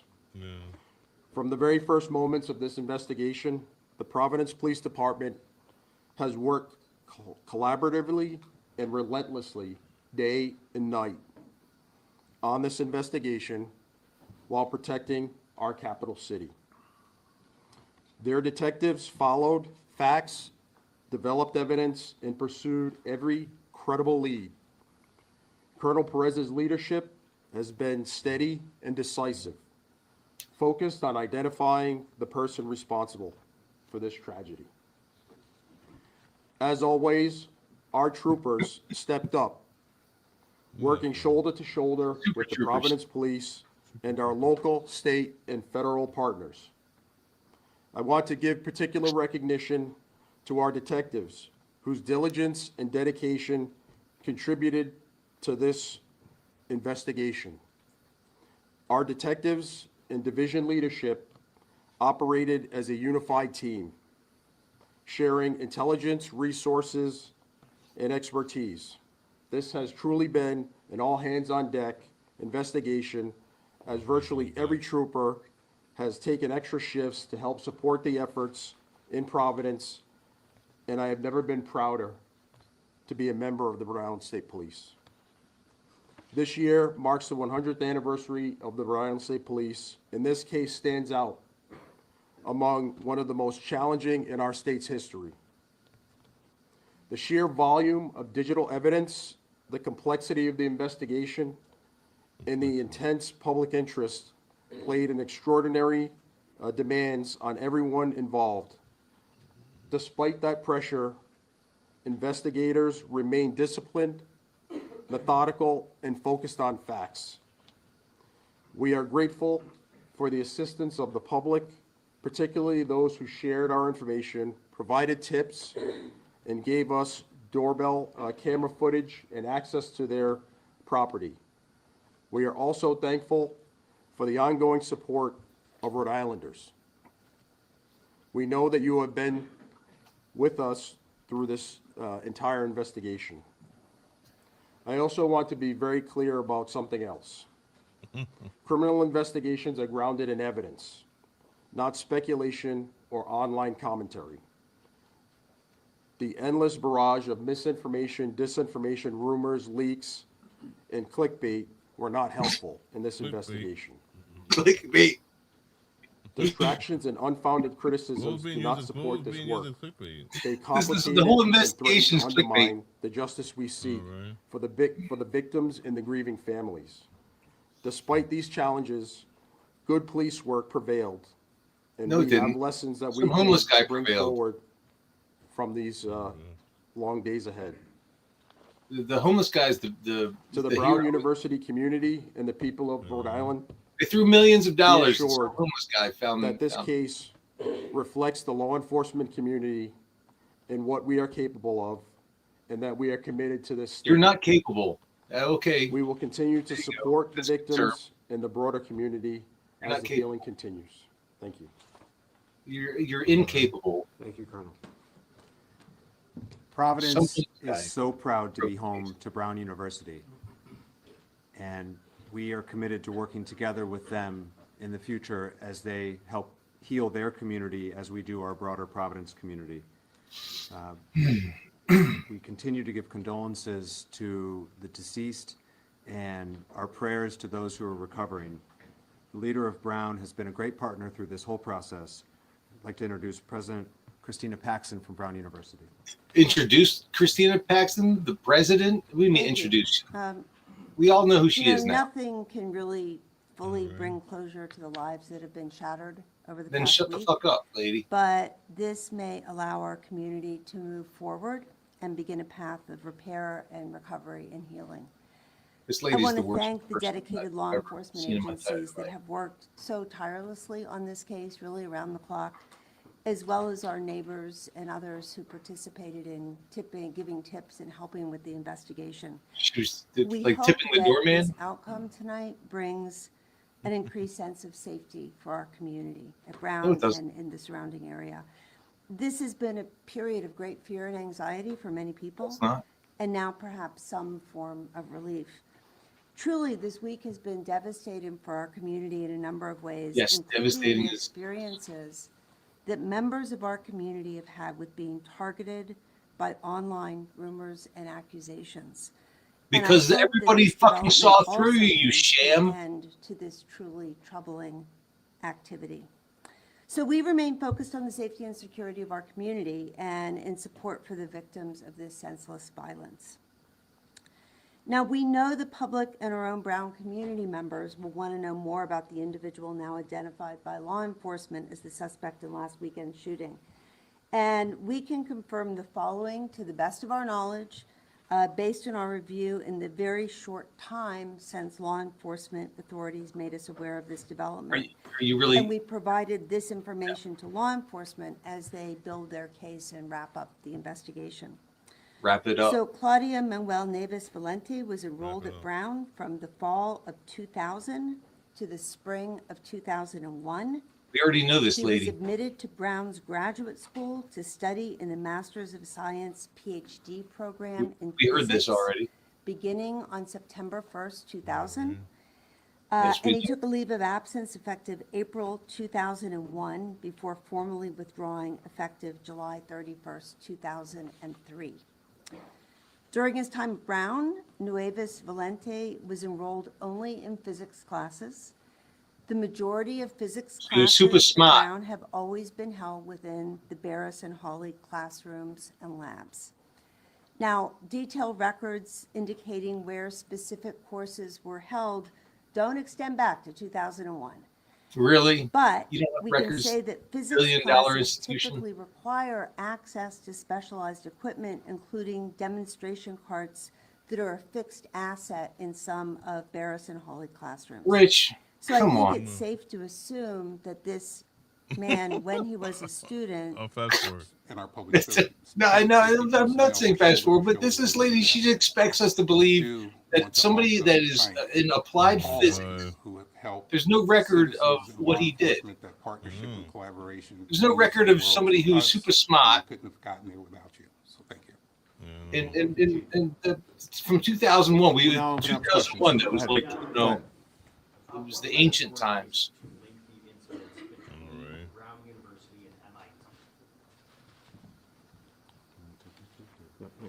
There was no internet in 2001. Yeah, I'll start. I'll just tell you that a lot of the information and evidence that we ended up gathering linked us to a connection up in Massachusetts, but obviously at the MIT. But I feel a respect to the authorities in Mass as well as the FBI that's for them to comment. But I'll tell you that the groundwork that started in the city of Providence by our detectives, the detective division under the command of Major LaPayan, as well as the federal partners that we had in our room upstairs, and ATF, the FBI, led us to that connection. And so that was great work. Special FBI, well, does FBI want to weigh in on that?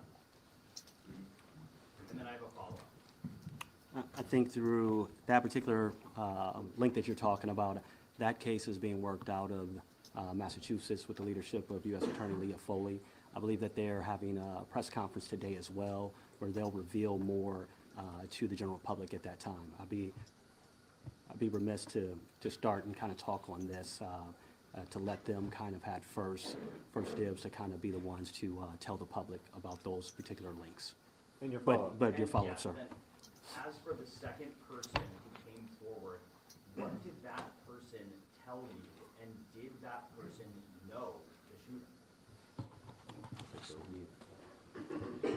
So yeah, obviously, I had mentioned at the last press conference that it was a person that we wanted to speak with. The work of the video collections that we had led us to identify that there was a person that actually encountered this individual. So it corroborated everything that we saw. We saw our person of interest.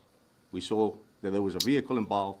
When this person came in, broke the case in the sense that explained to us exactly what we thought we had seen and put that individual at the crime scene. Obviously, that was the break, because we knew that we were in the right direction to ensure that we were going after this individual, but obviously took his life. Colonel, go ahead. Steve. Thank you, Mayor. Is Mr. Valenti act alone, and is there an anti-Semitism component behind it, do you expect? As far as we know, Steve, he acted alone. And is there an anti-Semitism component to this? No, that we know of. No. What's the Semitism? I've not heard anything about Semitism. Anti or pro or nothing. When was he last alive? Like, how did that play out? It's It plays Portuguese. out in the sense that we obviously, I just stated, we collected all the evidence. We were able to learn that there was a rental vehicle. Car We learned rental. about that vehicle. There was financial records that were verified by the FBI, obviously, and other agencies. I'm sorry, actually, so another agency, so multiple agencies that verified financial records that brought us. Are Portuguese to that racist site by nature? To know that he had actually rented a site at the storage unit, and then we ended up in Salem. In a follow-up. Yeah. Did he know authorities were coming, or did he just go and, like, how long had he been in that storage unit? That we're not aware of, John, in the sense that all we knew is that we were on a manhunt, and that's what it led us to. So. Amanda. Oh, thanks. Chief, some questions for you about Claudio. So he graduated, well, he did graduate. He was at Brown more than 20 years ago. His last known address was in Miami. Somebody said that he was there 2 days. Potentially also at MIT. What do you know about what brought him up here? There's going to be unknown answers that we have no answer as far as that. Obviously, came up here and committed this horrific incident and this tragedy, and that's all we knew. Our mission was to ensure that we could find him and bring him to justice, but yeah, no. At this So point, your mission was to find him. Some homeless guy found him. You have no idea who he was, what he was doing, what he did on campus 25 years ago.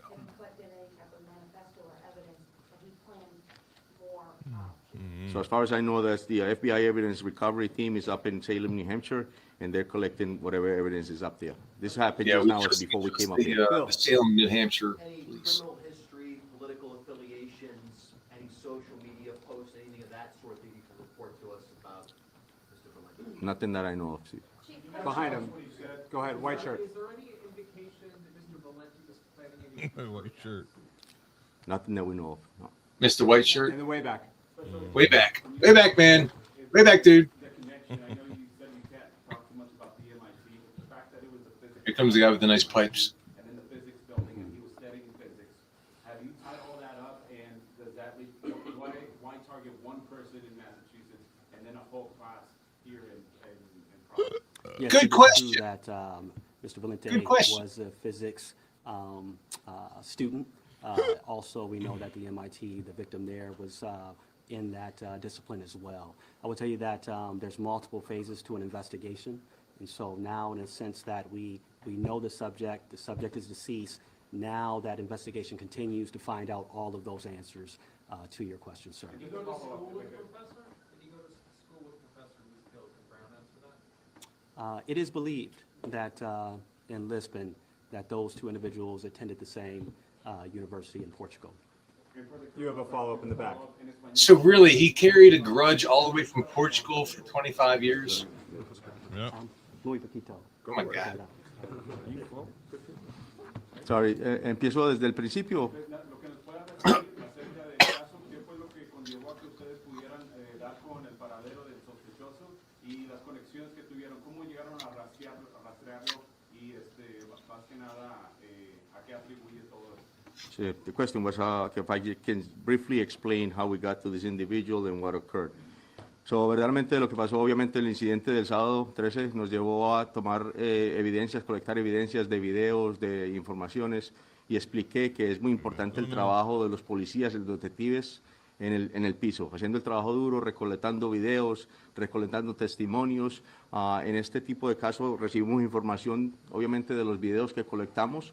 Nos dimos cuenta que había un vehículo de interés y una persona de interés desde el principio. Eso nos llevó a después informarnos de la placa del carro, la descripción del carro.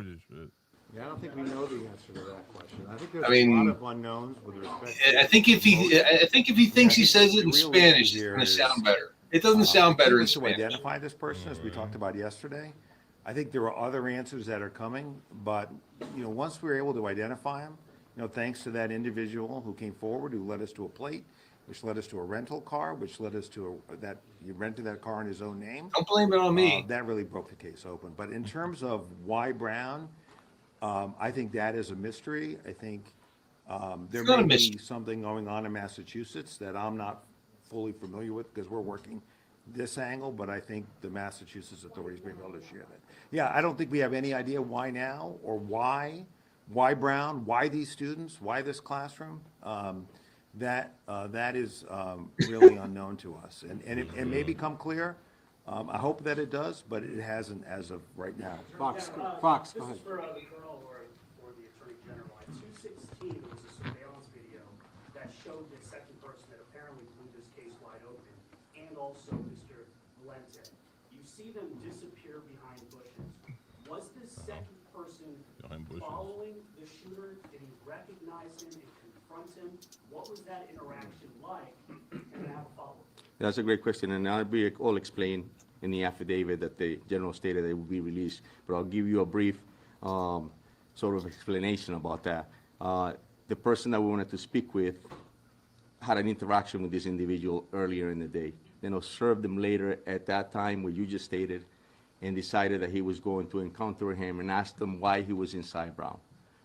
At that point, the subject of interest, Neves, actually ran. He was caught up by our person that we wanted to speak with. There was sort of a conversation between the two of them, and Neves asked him, "Why are you harassing me?" And at that point, the person that broke the case walked away. And that information was critical to us because he was able to corroborate what our detectives were seeing on video, and he was able to provide a great explanation. And my follow-up question Yes. is, why did it take a citizen to notice a suspicious person right next to Brown University and not the police? And also, how long was the vehicle parked where it was? And was it days, hours, minutes? What are we talking It appeared to be days as far as the evidence. Why would a civilian observe that to be suspicious? It's a great point. And I like the fact that you're mentioning that and bringing that up. That's what we should all be doing, right?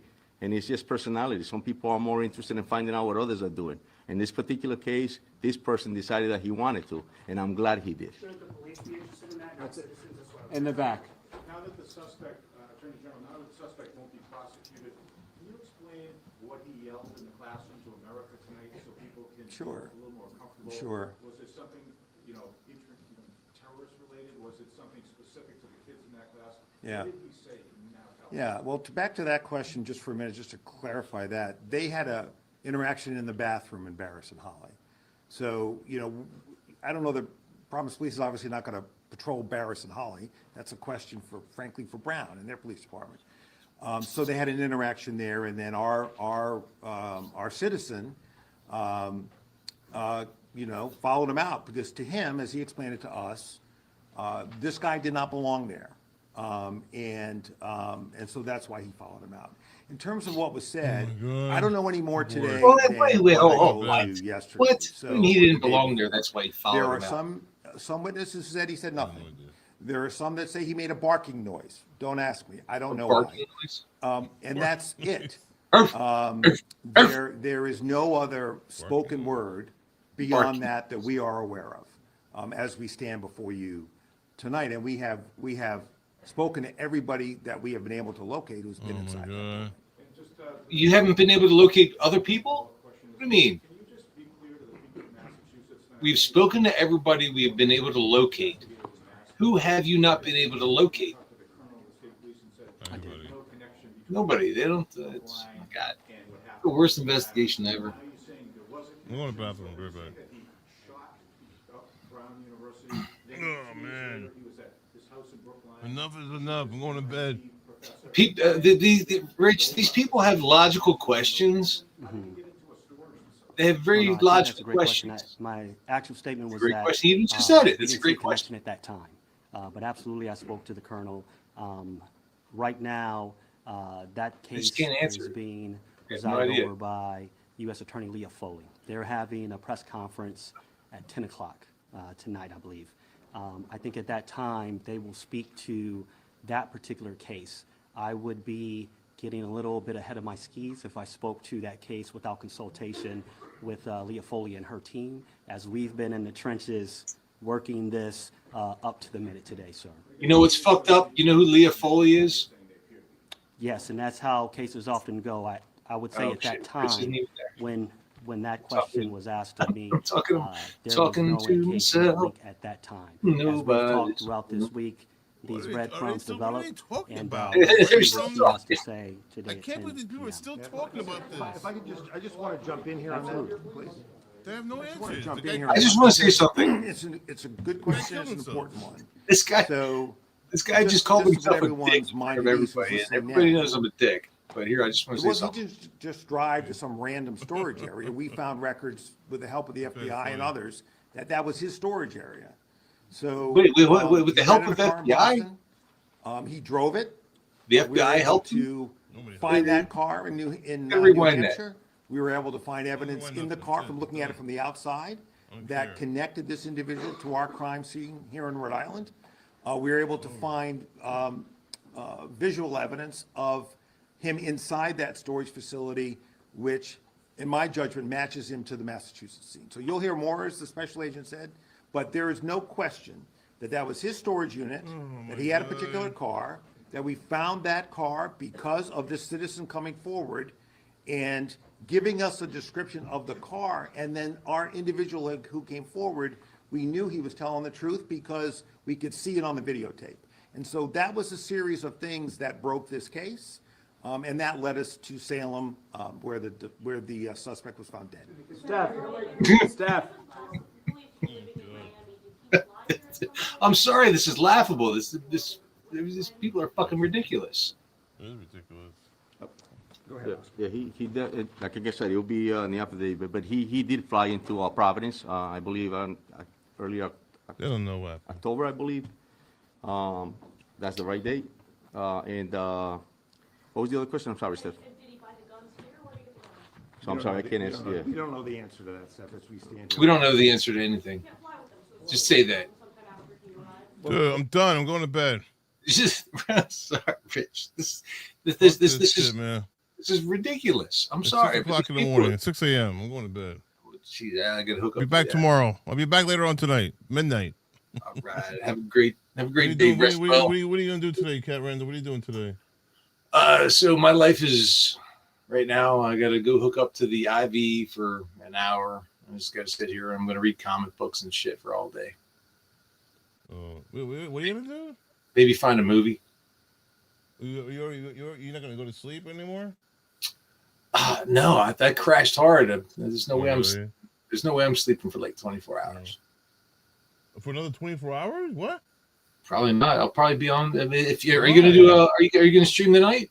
Yeah, but that's like midnight. Yeah, I'll be up. Oh my Or maybe not. I don't know. That's like 18 hours from now. Yeah. Good night. Good night, Danny. Damn Danny. Good night. Chick Eastwater. Good night. Wild Dog. Good night. Who else is here? For those Sean who need B, sleep- good night. Thanks for modding, Sean B. Doc Bones, Hank, thanks for hanging out, Doc. Come on the panel tomorrow, Doc. Tracing Cases, welcome back to the stream. Welcome to the stream, Tracing Cases. I appreciate your support. Thank you for being here. Cat Randall, I see you in there. Have a good night, bro. I know, I know you have questions and we don't have answers, but we are here anyways in Espanol. Who are you talking to? Who are you talking to? All right, so they're Oh, here you go. Long. He was It'll talking take an in- hour to continue. he was What? talking in Spanish. The guy who was talking Who? in Spanish. I thought my camera was on. His, Rich has been trying to go to bed for the last hour and a half. You got that right. You got that right, Danny. I try to get off the stream, and Rich always makes me stay on. He Talking tried about to Danny. see. He helped Come me on, stay on a Danny. little bit. Get with the program. You helped me stay on a little bit. What are you talking about? Danny likes to complain. I'm not saying Danny. Hey, Danny. Danny. Damn, Danny. Damn, Danny. Oh, there's a police chase. It's still an ambulance. I was going to show you this police chase, but I'll show you tomorrow. What was it? Hold on. It's a 5-minute video. Let me watch it now. Fuck it. Oh, a cop chase? Yeah, it's recorded earlier. Three hours ago. No one told me about it. Oh, well. Let's So, see. is anybody dead? I mean, did they get the guy? Get the guy? Let me see.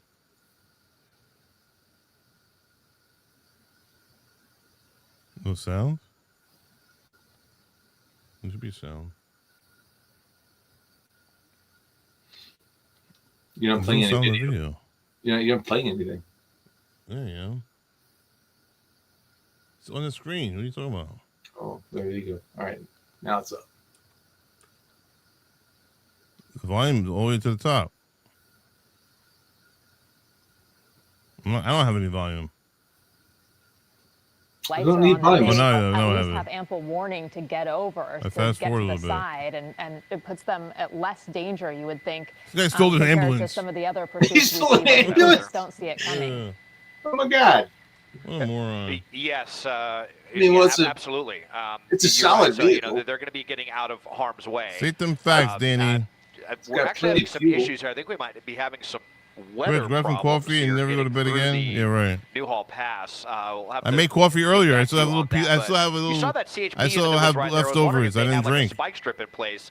It almost looked like maybe they were trying to get No set beer? up for that, but I didn't see any spike on the Tomorrow roadway. beer. It looks like they're getting ready to go northbound 14. Here's another CHP officer right there, but I don't see any spike strips out on this one. So CHP may be getting in place to take over this pursuit. A lot of questions surrounding the circumstances of how this pursuit started. I'm fast forwarding it. We're going to stay with this and maybe come back to the show. Oh, they lost it? Wait, what happened? They lost the ambulance? Needed medical attention. The ambulance who needed medical attention, or if the ambulance can't get to The ambulance went too far. They can't. As we zoom out Are you here, kidding me? we're They getting can't a go out. little They can't go look out as of we lose the our- area. This began around the end and then took off again. Oh, no wonder it's only 5 minutes. Okay, we're going to stay over this shot for now. They got With an away. Ambulance, a stolen ambulance, and police in pursuit of it. Oh my It sounds God. like the CHP, and then all of a sudden we lose it. So, of course, our following this bizarre story. They gotta make sure they catch up to the fucking any car new they're chasing as we get it. before they lose it. You know what I'm saying? Look, they just lost the video. It's over. Okay, Danny, we've been talking about this. Oh, go fuck yourself. It's over. Fucking fake fucking police chase. No wonder the fucking motherfuckers. That's why you missed it. They faked it. Bro, it was a fake. The police chase is over. It was a head fake. Wow. That's fucked up, man. And I mean, that's like one of the most interesting things when people take, public service vehicles and an ambulance. I mean, like, whoever steals an ambulance and goes on a police chase. I know, right? Wow. That's fucked up. I don't know what we didn't do. What is that? What is that? What's in your hand, bro? Oh yeah, it's my. I got to hook up to this thing. Still? How long are you gonna do that for? Till the 22nd. Oh my god, are you kidding me? Every 6 hours.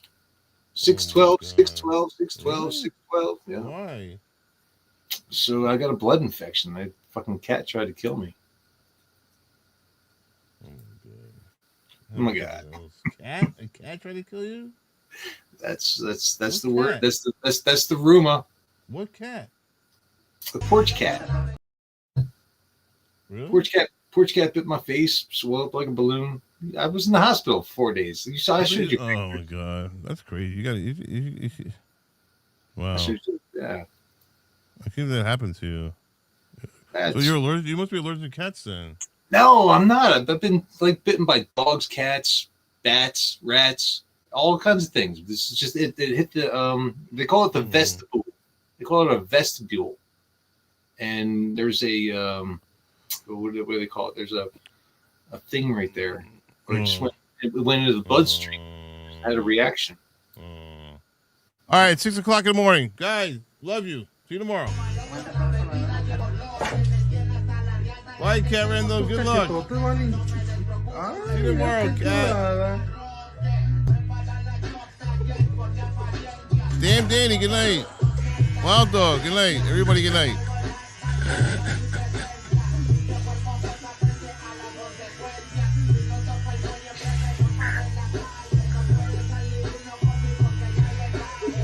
So, Brian? Let me have you, Brian!